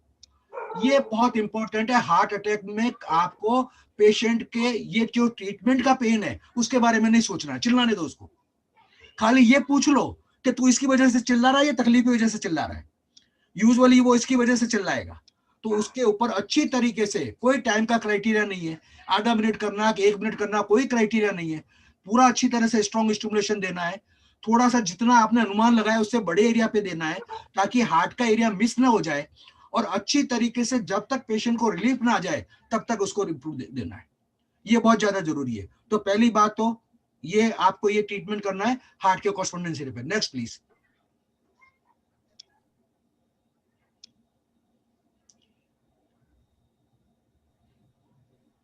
Next please. ये हार्ट का एरिया मैंने आपको वापस समझा दिया कि हाथ, हथेली के अंदर हार्ट का हिस्सा कहां पर है। इस पिक्चर को आप देख सकते हो, उंगली में भी हार्ट का हिस्सा है। ये बीच, उंगली का बीच वाला हिस्सा, उंगली का बीच वाला हिस्सा, इसका नीचे का आधा पार्ट, किसी भी उंगली का मिडिल पार्ट, उस मिडिल पार्ट का लोअर हाफ, किसी भी उंगली का मिडिल पार्ट, उस मिडिल पार्ट का लोअर हाफ, इसके अंदर हार्ट का कॉरस्पॉन्डेंस एरिया है। तो उसके ऊपर भी आप मसाज कर सकते हैं। आपके पास में सुजो का कोई आइटम हो, जैसे ये अंगूठे के ऊपर पहनने का ये थंब पैड है, ये थंब पैड को अंगूठे पे पहना जा सकता है और उसके ऊपर अच्छी तरीके से ये यहाँ पर इसके स्पाइक्स निकले हुए हैं, ये स्पाइक्स की मदद से उस एरिया पे कर सकते हैं, इस एरिया पे कर सकते हैं। नहीं तो मैंने बोला जो चीज आपके हाथ में आ जाए उसके हिसाब से कर सकते हैं। तो ये हार्ट का एरिया के ऊपर आपको स्टिमुलेशन करना है, तो ये हार्ट का एरिया, इसका stimulation. Next please. Rubber band एक और टेक्निक है। ये हार्ट का एरिया तो आप मसाज करेंगे ही करेंगे, इसके अलावा एक और काम करना है। ये बीच की दोनों उंगलियों के जड़ के अंदर, बीच की दोनों उंगलियों के जड़ के अंदर, ये बीच की दोनों उंगलियों के जड़ के अंदर रबर बैंड लगा दें। बीच की दोनों उंगलियों के जड़ में रबर बैंड लगा दें, क्योंकि हार्ट को लेग्स के अंदर ब्लड को पंप करने के लिए ज्यादा एफर्ट करना पड़ता है। तो हम वहां पर उसकी सप्लाई को बंद करने के लिए हम क्या करते हैं, बीच की दोनों उंगलियों के ऊपर रबर बैंड लगा दें। और ये ज्यादा टाइट नहीं लगाएं, ज्यादा टाइट लगाए तो उसको खोलना पड़ेगा। इसको थोड़ा टाइट रखें लेकिन बहुत ज्यादा टाइट नहीं रखें, और इसको लूजली अप्लाई करें। लूज का मतलब बिल्कुल लूज नहीं, टाइट तो करना, इतना टाइट नहीं कि उसको वापस खोलना पड़े, ये नीली पड़ जाए, सुन्न पड़ जाए उंगली, इतना लूज टाइट ना लगाएं। टाइट लगाएं लेकिन इतना टाइट ना लगाएं कि ये उंगली सुन्न पड़ने लग जाए, नमनेस आ जाए, इतना टाइट नहीं लगाएं। लेकिन बीच की दोनों उंगलियों में रबर बैंड लगा दें। तो ये रबर बैंड लगा दें बीच की उंगलियों में, हार्ट का कॉर्स्पोंडेंस एरिया के ऊपर अच्छी तरह से स्टिमुलेशन करें, तो ये हार्ट अटैक की स्थिति से पेशेंट को बचाया जा सकता है। Next please. एक और तरीका है, एक और तरीका है पेशेंट को, अगर ये जब कर सकते हैं एक के बाद एक करें। सबसे इंपॉर्टेंट है हार्ट के एरिया के ऊपर ट्रीटमेंट करना। इसको तो लगा के छोड़ देना है, इसके बाद में ट्रीटमेंट है हार्ट के एरिया पर। एक और जो बहुत ही बढ़िया तरीका है, इसके अंदर क्या है, ये अंगूठे को पकड़कर, अंगूठे को पकड़कर बाहर की तरफ ट्विस्ट करना है। क्या करना है, अंदर की तरफ नहीं, बाहर की तरफ। ये देखो अंगूठा है, अंगूठे को पूरा पकड़ लिया हथेली से और बाहर की तरफ ट्विस्ट करके होल्ड करना है। बाहर की तरफ पूरा अंगूठा पकड़ लिया अच्छी तरह से टाइट, और उसको पकड़कर बाहर की तरफ ट्विस्ट करके होल्ड करना है। तो एक, अगर एक हाथ में कोई ट्रीटमेंट कर रहा है तो दूसरे हाथ में कोई दूसरा व्यक्ति इसको कर ले, बाहर की तरफ ट्विस्ट करना है, बाहर की तरफ ट्विस्ट करना है। तो ये एक तरीके से सुजो का सीपीआर है। आपको मालूम है ना, हार्ट पे हार्ट अटैक होता तो सीपीआर देते हैं तुरंत, चेस्ट के ऊपर दबाते हैं, ये करते हैं, चेस्ट के ऊपर पंपिंग करते हैं, मुंह में सांस देते हैं, ये सीपीआर है। तो ये सीपीआर तो हर एक को ट्रेनिंग नहीं होती है, जिसको ट्रेनिंग होती है वही सीपीआर दे सकता है। तो ये हम सुजोग से कैसे सीपीआर दे सकते हैं, ये सुजोग का सीपीआर है। Next please. ये मैंने आपको बताया हार्ट का पॉइंट का ट्रीटमेंट, और इसके ऊपर मैंने आपको पहले डिस्कस किया ही है। हार्ट का ट्रीटमेंट यहाँ पर करना है, उंगलियों से कर सकते हो, नकल से कर सकते हो, कोई पेन की पीछे की नॉब से कर सकते हो, जो भी आए इस एरिया के ऊपर आपका स्टिमुलेशन करना है। कार्डियक अरेस्ट हो जाए किसी को तो ये एरिया ये सबसे इंपॉर्टेंट सीपीआर है। Next please. वो ये नेक्स्ट। और अगर हार्ट अटैक के साथ में अगर ब्रेथलेसनेस भी ज्यादा है, सांस लेने में भी कठिनाई हो रही है, सांस नहीं लिया जा रहा है, तब उसके अंदर ये जो डायरेक्शन दिखाई रही है, इस एरिया के अंदर अंदर की तरफ मसाज करनी है, अंदर की तरफ, इनसाइड डायरेक्शनल मसाज है, या इनसाइड अंदर की तरफ मसाज करके, ताकि उसका इनहेलेशन बढ़े और ऑक्सीजन लेवल बॉडी के अंदर बढ़े। और ये हमारे कोविड के अंदर जो ऑक्सीजन का जो डेफिशिएंसी है उसके अंदर भी ये टेक्निक काम करेगी। कोविड के अंदर अगर ऑक्सीजन का लेवल डाउन जाता है तो ऑक्सीजन लेवल का डाउन करने के लिए हमको मालूम है ये एरिया क्या है, लंग्स है। लंग्स के अंदर हमारे को ज्यादा ऑक्सीजन पहुंचानी है, तो कैसे पहुंचाएंगे, उसकी अंदर की तरफ मसाज करनी है। क्या करनी है, अंदर की तरफ डायरेक्शनल मसाज करनी है। तो ये रेस्पिरेशन को इंप्रूव करना, अंगूठे से लेकर, अंगूठे के नीचे वाले हिस्से से लेकर लंग्स तक डायरेक्शनल अंदर की तरफ मसाज करके हम ब्रेथलेसनेस, हार्ट अटैक के केस में ब्रेथलेसनेस, कोविड के केस में ऑक्सीजन सैचुरेशन, दोनों में इंप्रूवमेंट कर सकते हैं। Next please. यही डायरेक्शनल मसाज का मैंने और बड़ी पिक्चर बताई है। ये अंदर की तरफ इस एरिया के ऊपर मसाज करनी है, हथेली के इस एरिया के अंदर की तरफ मसाज करनी है, गहरी मसाज अंदर की तरफ। और कब तक करनी है, कोई भी मसाज टेक्निक, कोई भी मसाज टेक्निक का फायदा जब ही है, कोई काउंटिंग का कोई क्राइटेरिया नहीं है, समय का कोई क्राइटेरिया नहीं है, तो 2 मिनट कर लूं, 5 मिनट कर लूं, 3 मिनट कर लूं, 10 बार कर लूं, 15 बार कर लूं, ऐसा कोई क्राइटेरिया नहीं है।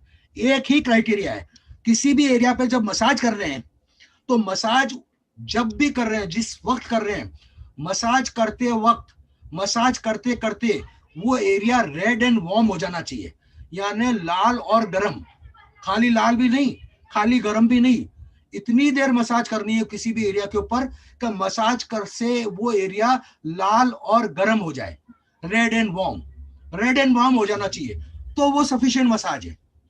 सुजोग थेरेपी में सबसे बड़ी इंपॉर्टेंट बात क्या है, अपने आपने जरूरत से ज्यादा ट्रीटमेंट किया, मसाज ज्यादा कर दी, प्रेशर ज्यादा दे दिया, तो कोई नुकसान नहीं होगा, लेकिन कम किया तो फायदा भी इतना नहीं होगा। तो इसलिए आप ज्यादा करें, और उसके मैंने क्राइटेरिया क्या बताया, मसाज की टेक्निक जहां पर भी यूज करनी है उस एरिया पर मसाज इतनी देर करनी है कि वो एरिया लाल और गर्म हो जाना चाहिए, रेड एंड वार्म। तो और उसके बाद में कम से कम आधा घंटे तक ठंडे पानी से हाथ को नहीं धोना है मसाज करने के बाद में। तो ये एक टेक्निक और है। Next please.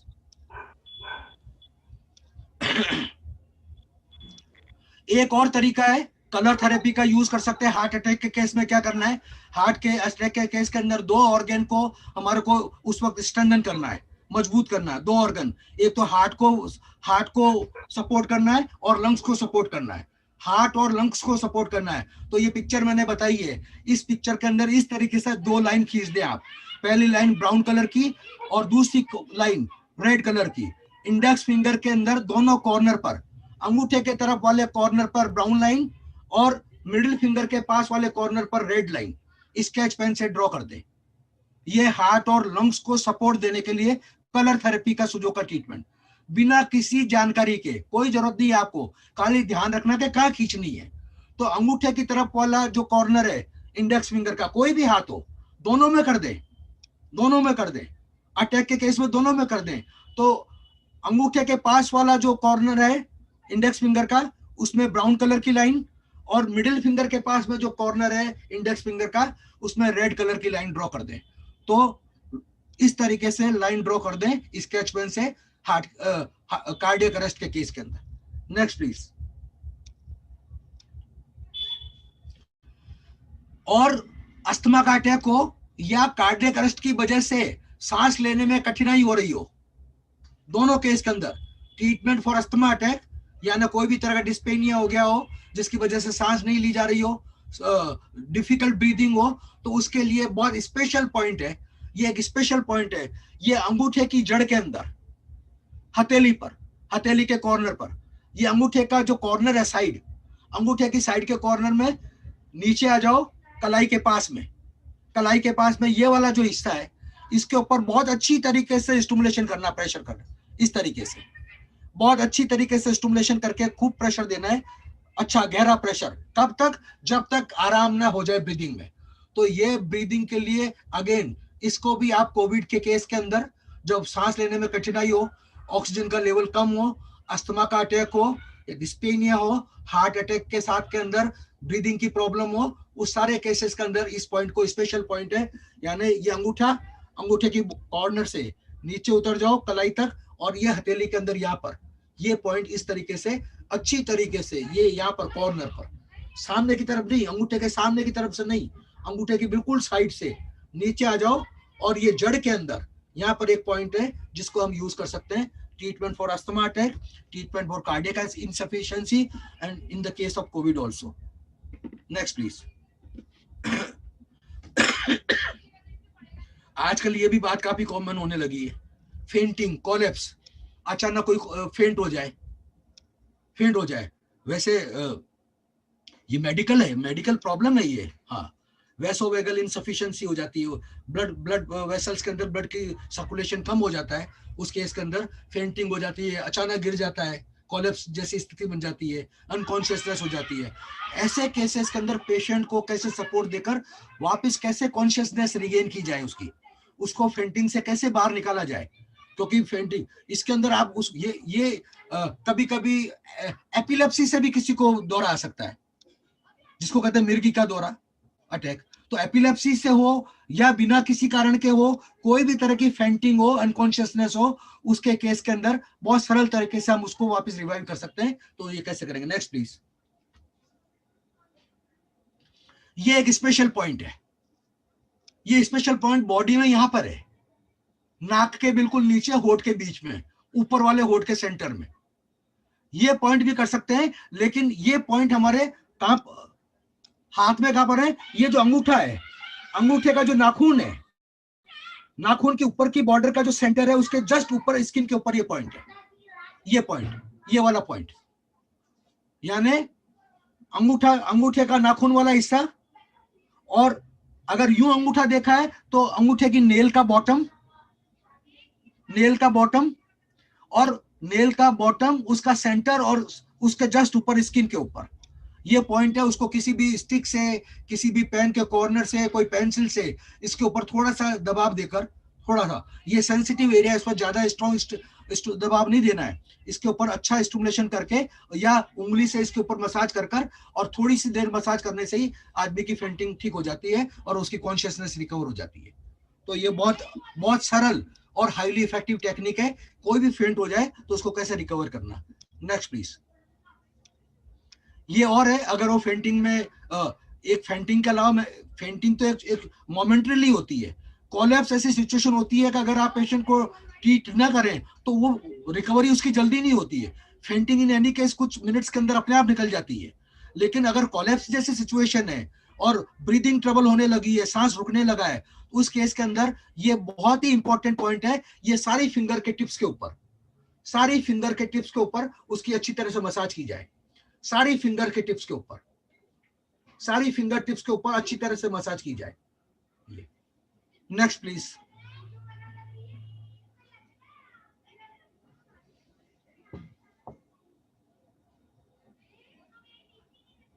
टिप्स के अलावा नाखून के जड़ के अंदर, सारे नाखूनों की जड़ के अंदर सेंट्रल पॉइंट, इसके ऊपर भी मसाज की जा सकती है, या किसी भी तरह का टूल अगर आपके पास हो, सुजो का एक छोटा सा टूल है जिसको हम डायग्नोस्टिक प्रोब कहते हैं, ऐसा टूल आपको रखना चाहिए घर के अंदर, होना ही चाहिए, ये घर के अंदर होना चाहिए। तो उसकी मदद से कर सकते हैं, उसकी मदद से कर सकते हैं, पीछे की तरफ, आगे की तरफ, ये पॉइंट्स का जरूर करना चाहिए। नेक्स्ट, एक ये पॉइंट बहुत यूजफुल है, ये दोनों में काम आता है। अगर किसी को कोलैप्स हुआ है, उसको रिकवरी करनी है, और कोई कोलैप्स से रिकवर तो हो गया है लेकिन अभी भी पूरा सचेत अवस्था में नहीं आया है, गुमसुम है या ऊटपटांग बात कर रहा है और समझ में नहीं आ रहा उसको कहां पर हूं क्या है, तो उसको ठीक करने के लिए तुरंत ये हमारी हथेली के सेंटर के अंदर उसकी अच्छी मसाज करनी है, हथेली के सेंटर के अंदर। ये दोनों में काम कर सकता है, उसको रिकवर करने के लिए और रिकवर होने के बाद में नॉर्मलाइज करने के लिए, दोनों केस में ये काम करता है। बहुत यूजफुल पॉइंट है, इसको अच्छी तरीके से यूज कर सकते हैं। तो नेक्स्ट प्लीज। अगर कभी कभी पेशेंट बेहोश है, आपको समझ में नहीं आ रहा कौन सा पॉइंट करें, कहां पर करें, कुछ भी समझ में नहीं आ रहा है, पॉइंट भूल गए, दिमाग में कोई चीज नहीं आ रही उस वक्त, क्योंकि अगर अपना परिवार का सदस्य हो तो अपने को ज्यादा घबराहट हो जाती है, हमको समझ में ही नहीं आता क्लास में क्या बताया था, कौन सा पॉइंट है याद नहीं है, कॉपी खोल के थोड़ी बैठेंगे कौन सा पॉइंट था, क्या बताया था। तो उसका एक सरल तरीका और बता देता हूं, कोई भी फिंगर ले लो, कोई भी फिंगर ले लो, उस पूरी फिंगर की मसाज करनी है अच्छी तरीके से, हाथ से ड्राई मसाज भी कर सकते हैं, चिकनाई लगे मसाज करनी है, लेकिन आगे और पीछे अच्छी तरह से दबाकर, यानी डीप मसाज करनी है। कोई भी अनकॉन्शियस हो जाए, कोई भी कोलैप्स हो जाए, उसको रिकवर करना हो, फेंटिंग हो गई हो, आपको पॉइंट भूल गए हो, कोई भी चीज ध्यान में नहीं आ रही हो, जो मैंने बताई है आपने लिखी नहीं हो, आपको समझ में नहीं आ रहा हो, तो आप कितनी भी घबराहट हो, ये तो याद रख ही सकते हैं, किसी भी उंगली के आगे और पीछे दोनों तरफ गहरी मसाज करनी, पूरी उंगली की गहरी मसाज करनी है, आगे पीछे गहरी मसाज करनी है। इसमें आप किसी भी तरह के चिकनाई वगैरह का उपयोग कर सकते हैं, ड्राई भी कर सकते हैं, कोई दिक्कत नहीं है। ये एक बहुत सरल तरीका है। कब तक करनी है? जब तक पेशेंट नॉर्मलाइज नहीं हो जाए, तब तक करनी है। Next please. ये आप कलर का उपयोग कर सकते हैं, बीच की उंगली के इस हिस्से के ऊपर ऑरेंज कलर से एक लाइन खींच सकते हैं, बीच की उंगली के इस हिस्से के ऊपर एक ऑरेंज कलर की लाइन खींचकर ड्रॉ कर सकते हैं ताकि उसको इससे फायदा मिले। Next please. बुखार, नेक्स्ट प्लीज। बुखार, हाई टेम्परेचर, कोरोना के अंदर हमने देखा है बुखार का तमाशा, और बुखार कई बार, ठीक है 100, बुखार हमारा शत्रु नहीं है, पहली बात तो bukhar is warning something is bad in the body, bukhar is actually our friend, fever is our friend. So बुखार को अननेसेसरी इंटरफियर नहीं करना चाहिए, माइल्ड टेम्परेचर में आपको ज्यादा इंटरफियर करने की जरूरत नहीं है, ये बॉडी का प्रयास है रोग से मुक्त होने का।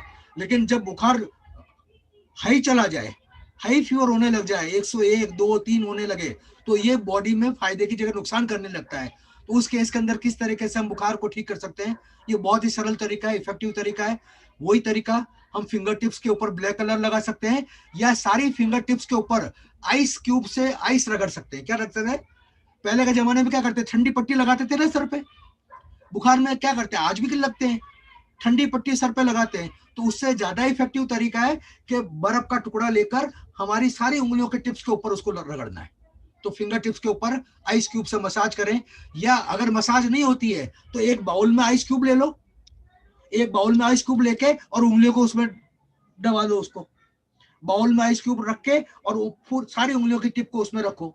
जब बहुत ज्यादा ठंडी हो जाए हटा लो, फिर लगा लो, फिर हटा लो, फिर लगा लो, फिर हटा लो।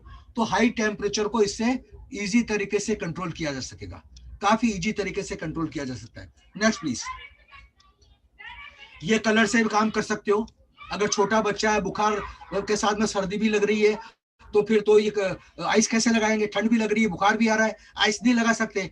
उस केस में ब्लैक कलर तो लगा सकते हैं, लेकिन इसके अलावा ये 2 लाइंस मैंने बताई है कि इस उंगलियों का इंडेक्स फिंगर और मिडिल फिंगर के अंदर इस तरीके से डार्क ब्लू कलर की लाइन को ड्रॉ कर दें, डार्क ब्लू कलर की लाइन को ड्रॉ करके उसको ड्रॉ कर सकते हैं। Next please. पैनिक अटैक, घबराहट, कई बार ये भी आम है, और स्पेशली महिलाओं को मेनोपॉज के टाइम पे अननेसेसरी बिना किसी कारण के पैनिक अटैक आते हैं, बिना किसी कारण के पसीना आने लगता है, घबराहट होने लगती है, हाथ पैरों में गरम गरम निकलने लगता है। तो ये पैनिक अटैक के लिए एक सिंपल सी टेक्निक है। Next please. ये एरिया, ये हमारे हथेली के पीछे ये एक हिस्सा है हथेली के अंदर, इन 2 उंगलियों की सीध के अंदर और इन 2 उंगलियों की सीध के अंदर। पहले ये 2 उंगलियां इसकी सीध के अंदर ऊपर, और इन 2 उंगलियों की सीध के अंदर एक यहाँ पर एक एरिया है, इसके ऊपर आप मसाज करके, अच्छी तरीके से मसाज करके पैनिक अटैक पर तुरंत उसी वक्त फायदा उठा सकते हैं। किसी भी तरह का पैनिक अटैक हो, थोड़ा 2, 4, 5 मिनट लग सकते हैं, समय का मैं नहीं कह सकता क्या, लेकिन आप 1 मिनट, 2 मिनट, 3 मिनट इधर कर लो, दोनों हाथ में कर लो, इधर एक बार एक करके कर लो, 2, 4, 5 मिनट में तुरंत आराम होता है पैनिक अटैक में। एड्रिनल ग्लैंड मसाज है, ये एड्रिनल फटीग को भी ठीक करती है। नेक्स्ट। पैनिक अटैक के अंदर इस फिंगर के ऊपर आप ऑरेंज कलर से लाइन खींच सकते हैं, इस फिंगर के अंदर आप ऑरेंज कलर से लाइन खींच सकते हैं। Next please. Acute cough, corona के अंदर कफ की भी बड़ी प्रॉब्लम है, बहुत प्रॉब्लम है, और एक्यूट कफ तो कई बार बिना कोरोना का भी हो जाता है, सर्दी बुखार में, अभी कई तरह के फ्लू वगैरह, इसमें एक्यूट कफ है। बहुत सरल तरीका बता रहा हूँ एक्यूट कफ के अंदर। Next please. ये एरिया किसी भी फिंगर में ले सकते हो, इस एरिया के ऊपर कोई भी फिंगर कोई भी ले सकते हैं, सर्जिकल टेप के हिसाब से काली मिर्च के दाने, थोड़ा सा दरदरी कूटी हुई, बहुत ज्यादा बारीक नहीं, काली मिर्च के टुकड़े, वो ज्यादा बायो एक्टिव हो जाते हैं, काली मिर्च के टुकड़े टेप के लगाओ और यहाँ पर इसके ऊपर लगा दो, इस एरिया के ऊपर आगे और पीछे दोनों तरफ लगा दो, ओवरनाइट छोड़ दो, और देखो खांसी कैसे बिना किसी एंटीबायोटिक के ठीक होती है। ये सारे नुस्खे, मेरे ऐसे बहुत सारे नुस्खे हैं जिनको मॉडर्न मेडिसिन के डॉक्टर्स ने अपने लिए और अपनी फैमिली के लिए उपयोग किया है। मैं आम आदमी की बात नहीं करता हूं, जिसके पास में सारी सुविधाएं हैं, उन्होंने भी इन टेक्निक्स का फायदा उठाया है। वो जानते हैं कि उनके एंटीबायोटिक के क्या साइड इफेक्ट है, छोटे बच्चों को नहीं देना चाहते हैं, आपको आराम से दे देते हैं एंटीबायोटिक डॉक्टर्स, लेकिन अपने परिवार के मेंबर्स को अगर एंटीबायोटिक देना हो तो 4 बार सोचा जाता है। आपको तुरंत लिख देगी जाएगी, अपने परिवार पे नहीं लिखी जाती है।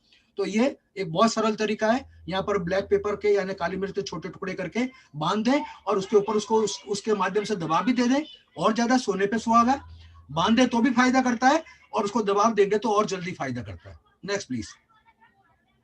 कोविड पैंडेमिक, और ये तो हम जानते ही हैं, कोविड के लिए बहुत अच्छी तरीके से मैंने आपको बताया है, और उसके अंदर 1-2 सरल तरीके, ऑक्सीजन सैचुरेशन कम हो तो मैंने वो डायरेक्शनल मसाज आपको बताई है लंग्स के एरिया के अंदर। कोविड के अंदर ऑर्गन कौन सा इन्वॉल्व है, लंग्स है, तो लंग्स हमारे हाथ में कहां पर है, यहां पर है, तो आपको इस एरिया के ऊपर मसाज करनी है, कैसे भी करो, और चूंकि ऑक्सीजन सैचुरेशन डाउन जाता है तो आपको इसकी मसाज कहां करनी है, अंदर की तरफ करनी है, या सिंपली इस तरीके से कर सकते हैं, या सिंपली इस तरीके से कर सकते हैं, सिंपली इस तरीके से अच्छा दबाव देकर। ये चारों उंगलियां हैं, चारों उंगलियों को पीछे से हाथ का सपोर्ट दिया, पीछे से हाथ का सपोर्ट दिया और उंगलियों को अंदर गड़ा के रखा कुछ सेकंड तक, 2, 4, 5, काउंट किया, फिर आगे, फिर आगे, फिर आगे, फिर आगे, यानी लाइफ लाइन के अंदर का पूरा एरिया, उसके ऊपर अच्छी तरीके से दिन में कई बार इस तरह से प्रेशर दे सकते हैं, दिन में कई बार दें। लेकिन जब आप किसी भी सेशन में शुरू कर रहे हैं उस वक्त आधा से लेकर 1 मिनट तक जरूर करें। ज्यादा भी करें तो अच्छा है, 2 मिनट करें कोविड के केस में, लेकिन हर घंटे के अंदर, हर 2-3 घंटे में 1-2 बार करें और 1-2 मिनट करें, और दिन में 4-5-6 बार, 10 बार भी। कोविड का पेशेंट तो वैसे आइसोलेशन में, करना क्या है, कभी से हाथ में करें, कभी साथ में करें, इस तरीके से करें और इसको जरूर फायदा होता है। और यहां से करें अंगूठे के इस हिस्से से, ताकि नेक का हिस्सा और लंग्स का हिस्सा दोनों कवर हो जाए। इसके अलावा एक बहुत ही शॉर्ट ऑक्सीजन को बढ़ाने का तरीका, कितने जिसमें आईसीयू में पेशेंट थे, हमने उनके फैमिली मेंबर्स के साथ में ये भेजा और मैंने कहा ठीक है, आपका जो भी चल रहा है आप ये हमारे कहने से ये करो। ये तुलसी के पत्ते मैंने बताए कैसे लगाने, उंगली के बीच के हिस्से के ऊपर, उंगली के बीच के हिस्से ऊपर, एक आगे की तरफ और एक पीछे की तरफ तुलसी का पत्ता इस तरह से लगाना है तो उसका जो चौड़ा वाला हिस्सा है, जो प्लांट से जुड़ा हुआ हिस्सा है, वो ऊपर की तरफ रहना चाहिए। ये बहुत जरूरी है, उल्टा लगा देंगे तो नुकसान करेगा। तुलसी का पत्ता कैसे लगाना है, ऊपर की तरफ वो हिस्सा रहना चाहिए जो प्लांट से अटैच्ड है, और बीच उंगली, किसी भी उंगली के बीच के हिस्से के ऊपर आगे और पीछे तुलसी का पत्ता लगा के टेप से लगा दे, और हर 4 घंटे में बदलना है, हर 4 घंटे में इसको बदलना है। तो इस एरिया का स्टिमुलेशन और ये तुलसी का पत्ता इस तरीके से उंगली के हिस्से पे लगाना, तो इससे आपको बहुत ज्यादा अच्छा फायदा इससे मिलेगा। तो इस तरीके से आप इसका फायदा उठा सकते हैं। Next please. इसके अलावा खांसी के लिए, कफ के लिए और ब्रीदिंग कैपेसिटी बढ़ाने के लिए, ब्रीदिंग बढ़ाने के लिए ये अंगूठे के पीछे की तरफ कुछ हिस्से हैं, अंगूठे के पीछे की तरफ, ये अंगूठे का जो जोड़ है, अंगूठे का नाखून के नीचे वाला जोड़ है, उस जोड़ से जस्ट ऊपर, उस जोड़ से जस्ट ऊपर किसी भी तरीके से स्टिमुलेशन लगा दें। यहाँ पर एक एप्पल का सीड लगा दें। क्या लगा दें? एप्पल का सीड। एप्पल का नहीं मिले तो नींबू का सीड लगा दें, लेमन का सीड लगा दें, एप्पल का सीड लगा दें ये बीच में, और कॉर्नर पे, दोनों कॉर्नर पर, ये पिक्चर देख सकते हैं, दोनों कॉर्नर पर बकवीट यानी कुट्टू का बीज लगा दें। तो ब्रीदिंग की प्रॉब्लम और खांसी दोनों में प्रॉब्लम हो सकती, दोनों में इसका फायदा होगा। और एक और तरीका है कि ये पूरे अंगूठे के पीछे की तरफ, नाखून के नीचे के पूरे एरिया के अंदर एक गार्लिक का स्लाइस काट के लगा दें, लहसुन का स्लाइस काट के लगा दे और माइक्रोपोर टेप से लगा दे। तो 3-4 तरीके हैं।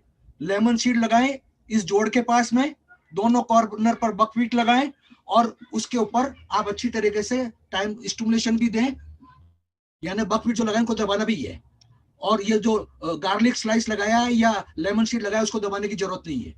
तो उसको स्टिमुलेशन करके आप इसका फायदा उठा सकते हैं। तो ये कोविड के लिए, जिसको कोविड हुआ है उनको कैसे ट्रीटमेंट के साथ में हम राहत प्रदान कर सकें, या जब ट्रीटमेंट लिमिटेशन है, ट्रीटमेंट से भी पेशेंट को फायदा नहीं हो रहा है, तब हम और एडिशनल क्या कर सकें जिससे उसकी जान बचाई जा सके, उसको फायदा पहुंचा सके। तो ये स्पेशल ट्रीटमेंट है कोविड के लिए। Next please. पोस्ट कोविड, ये भारी समस्या हो गई। मेरे ऐसे लोग हैं जो 1-2 साल पहले कोविड हुए लेकिन अभी भी नॉर्मलाइज नहीं है, थकान है, बॉडी वीकनेस है, कई तरह की समस्याएं हैं, कभी कभी खांसी भी अभी नहीं जा रही है। तो कई सारी प्रॉब्लम अभी कोविड की, पोस्ट कोविड या लॉन्ग कोविड जिसको कहते हैं, उसका ट्रीटमेंट करने का एक सरल तरीका है। तो सरल तरीका मैं बता देता हूं कि हथेली के अंदर ये कुछ पॉइंट्स हैं, ये हथेली के अंदर कुछ पॉइंट्स हैं, उसके ऊपर आप ऑरेंज कलर लगा दें। तो उस पॉइंट के ऊपर ऑरेंज कलर रोज नहाने के बाद में 4 घंटे के लिए ऑरेंज कलर लगा दें इन पॉइंट्स के ऊपर। Next please. मैं आपको और अच्छी तरह से बता देता हूं हथेली के अंदर। ये देख लें, ये देख लें, 2 काम करने हैं। एक तो उंगली के अंदर, इंडेक्स फिंगर के अंदर, बीच के अंदर पीछे की तरफ और बीच के अंदर आगे की तरफ ऑरेंज कलर से लाइन ड्रॉ करनी है, किसी भी उंगली के सेंटर में, किसी भी, सॉरी, इंडेक्स फिंगर की उंगली के सेंटर में, फ्रंट साइड में, सेंटर में, बैक साइड में ऑरेंज कलर की लाइन ड्रॉ करनी है। और हथेली के अंदर ये जो पॉइंट्स बता रखे हैं, हथेली के अंदर ये जो पॉइंट्स बता रखे हैं, ये कलाई के पास में एक पॉइंट, उंगलियों के बीच में एक पॉइंट, एक कलाई सेंटर में एक पॉइंट, एक बॉटम में पॉइंट, ये आप आजाद जैन जी से ये डायग्राम ले सकते हैं, क्योंकि मैंने कोविड के टाइम पे ये सारे ग्रुप्स में सर्कुलेट किया हुआ है, अवेलेबल होगा, और नहीं तो आप कभी मुझसे भी एक्सेस करके पूछ सकते हैं। तो इन पॉइंट के ऊपर आप ऑरेंज कलर या रेड कलर उसकी एक बिंदी सी बना दें और 4 घंटे के लिए रोज रखें, तो 2, 4, 5 दिन में ही आपको वीकनेस के अंदर, थकान के अंदर, और दूसरी जो लॉन्ग कोविड की जो प्रॉब्लम्स है उसमें इंप्रूवमेंट होना शुरू हो जाएगा। और इसके अलावा आप कुछ लंग्स का एरिया, लंग्स का एरिया तो करना ही करना है, लंग्स का एरिया और जो कोविड का जो ट्रीटमेंट मैंने बताया है उसको भी आपको जरूर ऐड करना है। Next please. मिशन सुजोग, ये हमारा सुजोग पैशन है। सुजोग is not my profession, सुजोग is my passion, क्योंकि इससे जो फायदा हमने देखा है और इससे जिस तरीके से हम मानव जाति की सेवा कर सकते हैं, उसी की वजह से मैं सुजोग से जुड़ा हूं। और आजाद जी ने बताया कि मैं 40 साल से फ्री ट्रीटमेंट लोगों का करता हूँ, सेंटर चलाता हूँ। तो ये हमारा एक मिशन सुजोग है। और क्या मिशन सुजोग है? घर घर में सुजोग। हर परिवार में एक व्यक्ति को तो सुजोग आना ही चाहिए। और अगर परिवार में एक व्यक्ति को सुजोग आता है तो न केवल जो मैंने आज मेडिकल इमरजेंसी की बातें की है, उस स्थिति के अंदर परिवार के सदस्यों की सहायता हो सकती है, बल्कि हर तरह की छोटी मोटी बीमारियों को आप बिना किसी दवा के सफल तरीके से, बिना दवाइयों के दुष्परिणाम के, बिना किसी खर्च के आप ठीक कर सकते हैं। और घर के अंदर ही एक आपके पास एक डॉक्टर रह सकता है। और मैं तो हमेशा इस बात का कायल रहा हूं, हमेशा प्रमोट किया है, घर में किसी सदस्य को सीखना है तो हमारी महिलाओं को सीखना है, एक बेटी को सीखना है, क्यों बेटी सीखेगी तो 2 परिवार का फायदा करेगी, पियर का और ससुराल का, दोनों का फायदा करेगी। तो महिला सशक्तिकरण के अंदर सुजोग थेरेपी को, एक फैमिली मेंबर को, एक महिला को सुजोग थेरेपी आनी ही चाहिए। अगर सुजोग थेरेपी किसी परिवार के अंदर एक जने को आती है तो मैं ये गारंटी से कह सकता हूं कि उनका जो मेडिकल बजट है, घर का जो मेडिकल का जो खर्च है, वो कम से कम 25% रह जाता है। 25% रह जाता है मेडिकल बजट। आपका जितना भी खर्च होता है सालाना, उसके 25% में काम हो जाता है। बाकी चीजों के लिए मैं नहीं कह सकता आप तो कितने लेवल पर जाएंगे। तो हर परिवार में एक सुजोग चिकित्सक हो, ये मिशन है। Next please. सुजोग एक ऐसी प्रामाणिक अनुभूत चिकित्सा पद्धति मैंने बताया जिसे समझकर कोई भी बिना दवा, बिना किसी विशेष खर्च एवं साधन के कठिन से कठिन दुस्साध्य रोगों का उपचार कर सकता है। समय लग सकता है, मुश्किल बीमारी हो, कठिन बीमारी हो, पुरानी बीमारी हो, समय लग सकता है, लेकिन बीमारियों का उपचार तो होता ही है। और सबसे बड़ी खासियत क्या है? इस पद्धति का प्रयोग आप किसी दूसरी पद्धति के साथ साथ कर सकते हो। आप एलोपैथी मेडिसिन ले रहे हो, बंद नहीं करना चाहते हो, कोई चिंता की बात नहीं।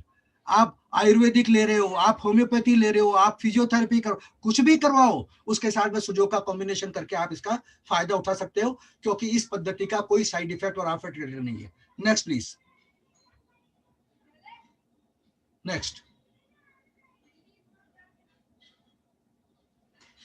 हम क्यों सुजोग सीखे, क्यों सीखना चाहिए सुजोग?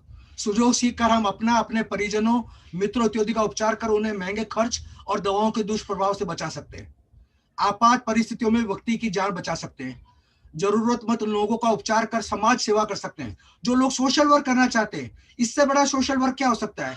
आप किसी को स्वास्थ्य का दान दें, एक जीवन का दान दें, इससे बड़ा सोशल वर्क नहीं हो सकता है।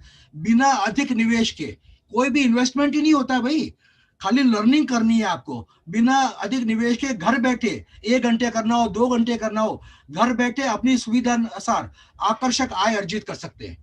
ये जो कर रहा हूं आत्मनिर्भर, तो ये आत्मनिर्भर बनने का साधन है। और आत्मनिर्भर की जो बात कर रहा हूं वो 2 तरह से, एक तो हेल्थ के पॉइंट ऑफ व्यू से आत्मनिर्भर बनना, हमारे को किसी मेडिसिन पे डिपेंडेंस नहीं, डॉक्टर पे डिपेंडेंस नहीं, उस पर डिपेंडेंस नहीं, ये आत्मनिर्भरता। यानी अपने हेल्थ की डिपेंडेंस, अपने ऊपर, अपने चिकित्सक स्वयं, अपने डॉक्टर्स खुद अपने डॉक्टर, ये पहली आत्मनिर्भरता। और दूसरी आर्थिक आत्मनिर्भरता, सशक्तिकरण, यानी खुद इससे आप अपनी अर्निंग करना चाहें, कुछ एडिशनल पार्ट टाइम करके एडिशनल आय करना चाहें, फुल टाइम इससे जॉब अर्न करके आप अच्छी खासी अर्न कर सकते हैं।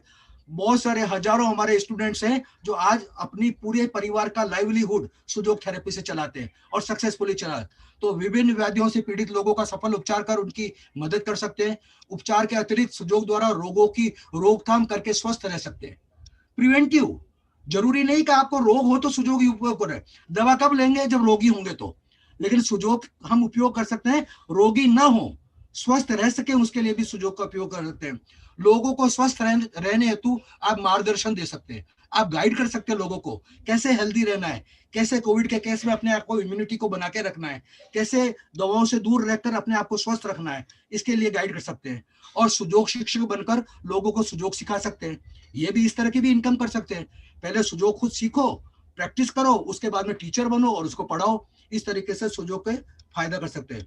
तो ये एक अनुभूत, प्रभावी और अहिंसक चिकित्सा पद्धति है, स्वावलंबी बना सकती है, स्वास्थ्य क्षेत्र में स्वावलंबी बनाती है, आर्थिक क्षेत्र में स्वावलंबी बनाती है। और महिलाओं के लिए तो मैंने कहा, घर पे बैठा रहना, कहीं जाने की जरूरत नहीं, ऑफिस की जरूरत नहीं है, सुबह करना, दोपहर करना, शाम को करना।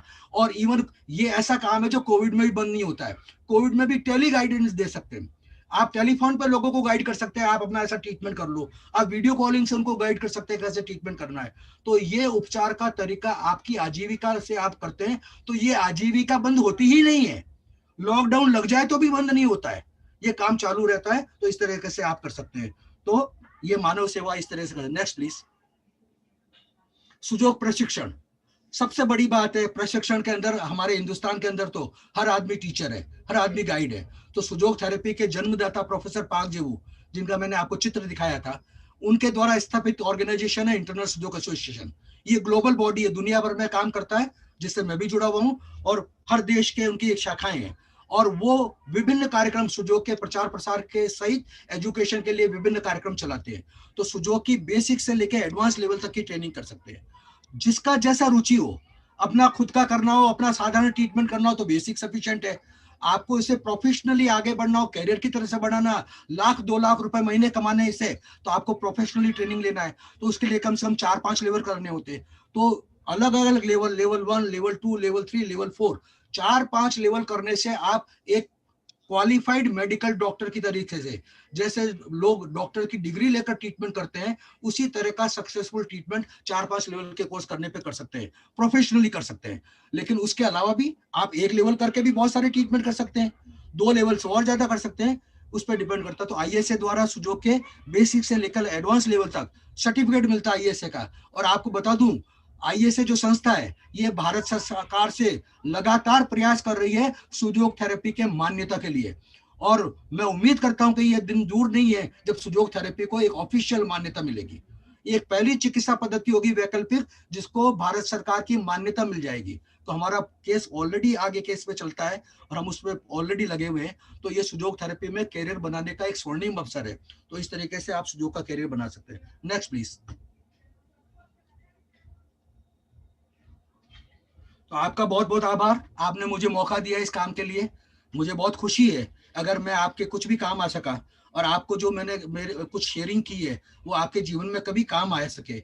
और मैं मानता हूं कि जिन लोगों ने सीरियसली इसको अटेंड किया होगा, कभी ना कभी ये जीवन में काम आएगी। हम बहुत सारे सब्जेक्ट पे बात कर सकते हैं, हम day to day life common diseases के बारे में बात कर सकते हैं, लेकिन कोविड काल को देखते हुए हमने ये विषय चुना। और आजाद जैन जी ने ये कहा और मुझे अच्छा लगा ये विषय, इसीलिए हमने ये विषय चुना है। तो मैं आपका बहुत आभारी हूँ। जैन कॉन्फ्रेंस के पदाधिकारी, महिला शाखा के पदाधिकारी, आपकी मानव सेवा योजना के पदाधिकारी, ज्यादातर लोगों का नाम मुझे याद नहीं है, लेकिन पुष्पा जी है, आरती जी है, कविता जी है, सुषमा जी है, सुमित्रा जी है, वो बैटरी बंद हो जाएगा। मैंने बोला तो और सबसे ज्यादा तो बैटरी आजाद जैन जी है ही है, जिन्होंने ये इनिशिएटिव लेके ये कार्यक्रम किया है। मैं उनका दिल से आभारी हूँ कि मुझे ये मौका दिया कि ये आपके साथ मैं कुछ शेयरिंग कर सकूं और ये आपके जीवन में कभी कुछ काम आ सके। तो आजाद जी का तो सबसे ज्यादा आभार है, आप सबका आभार है। और जो भी पार्टिसिपेंट्स जिन्होंने ज्वाइन किया है, उनका भी बहुत हृदय से आभार है कि उन्होंने इस कार्यक्रम को सफल बनाया। और मैं पक्का विश्वास रखता हूँ तो महिलाओं के लिए तो ये एक ब्लेसिंग है। सुजोग थेरेपी सीखना आप सब लोगों के लिए ब्लेसिंग है।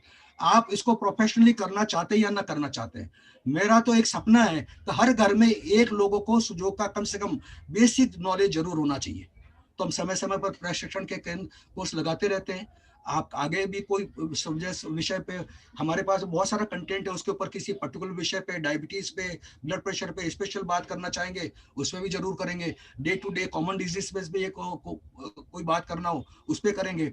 और कभी भी आप हमसे अप्रोच करना चाहते हैं तो गाइडेंस हमेशा मौजूद रहेगी। और आजाद जय जी ने तो बताई है, उन्होंने ग्रुप बना रखे हैं ऑलरेडी, ये तो बहुत सालों से काम कर रही है। और मैं तो एक्चुअली भले ही मेरी स्टूडेंट है, मैं तो उनके काम से इंस्पायर्ड हूँ। जिस तरीके से उन्होंने इस उद्योग को अलग लेवल पे ले गए, उनके प्रचार प्रसार के लिए उन्होंने जो पैशन है, जो उनके अंदर जो एनर्जी है उसको आगे बढ़ाने की, और जो दृढ़ इच्छा शक्ति है, मैं बहुत हृदय से आभारी हूँ आपका और आप सबका।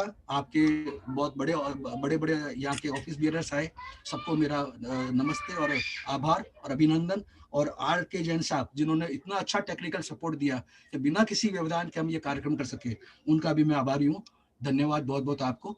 तो आपका नंबर, और एक बात जरूर है कि मैं आपको कहना चाहता हूँ, अभी 11 तारीख से मैं एक सुजोग का ऑनलाइन बेसिक कोर्स, ये तो सुजोग का सीखना और सरल हो गया आज के जमाने में। पहले तो ऑनलाइन क्लासेस अटेंड करनी पड़ती थी आपको, या तो जयपुर आना पड़ता था या मुझे आपके शहर में आना पड़ता था। अब तो ऑनलाइन ट्रेनिंग की फैसिलिटी मौजूद है। तो 11 तारीख से एक ऑनलाइन कोर्स मैं शुरू करना चाहता हूँ, कर रहा हूँ, ऑलरेडी शेड्यूल्ड है 11 से लेकर 18 फरवरी तक। किसी का इंटरेस्ट हो तो वो आजाद जैन जी से संपर्क कर ले, या मुझे डायरेक्ट भी कर सकते हैं। तो एक बार मेरा आप स्क्रीन पर नंबर दिखा दे जैन साहब, तो लोगों को किसको होगा तो वो नोट कर लेंगे। धन्यवाद आपको। उम्मीद करता हूँ कि आपको ये अच्छा लगा होगा कार्यक्रम। बहुत बहुत धन्यवाद।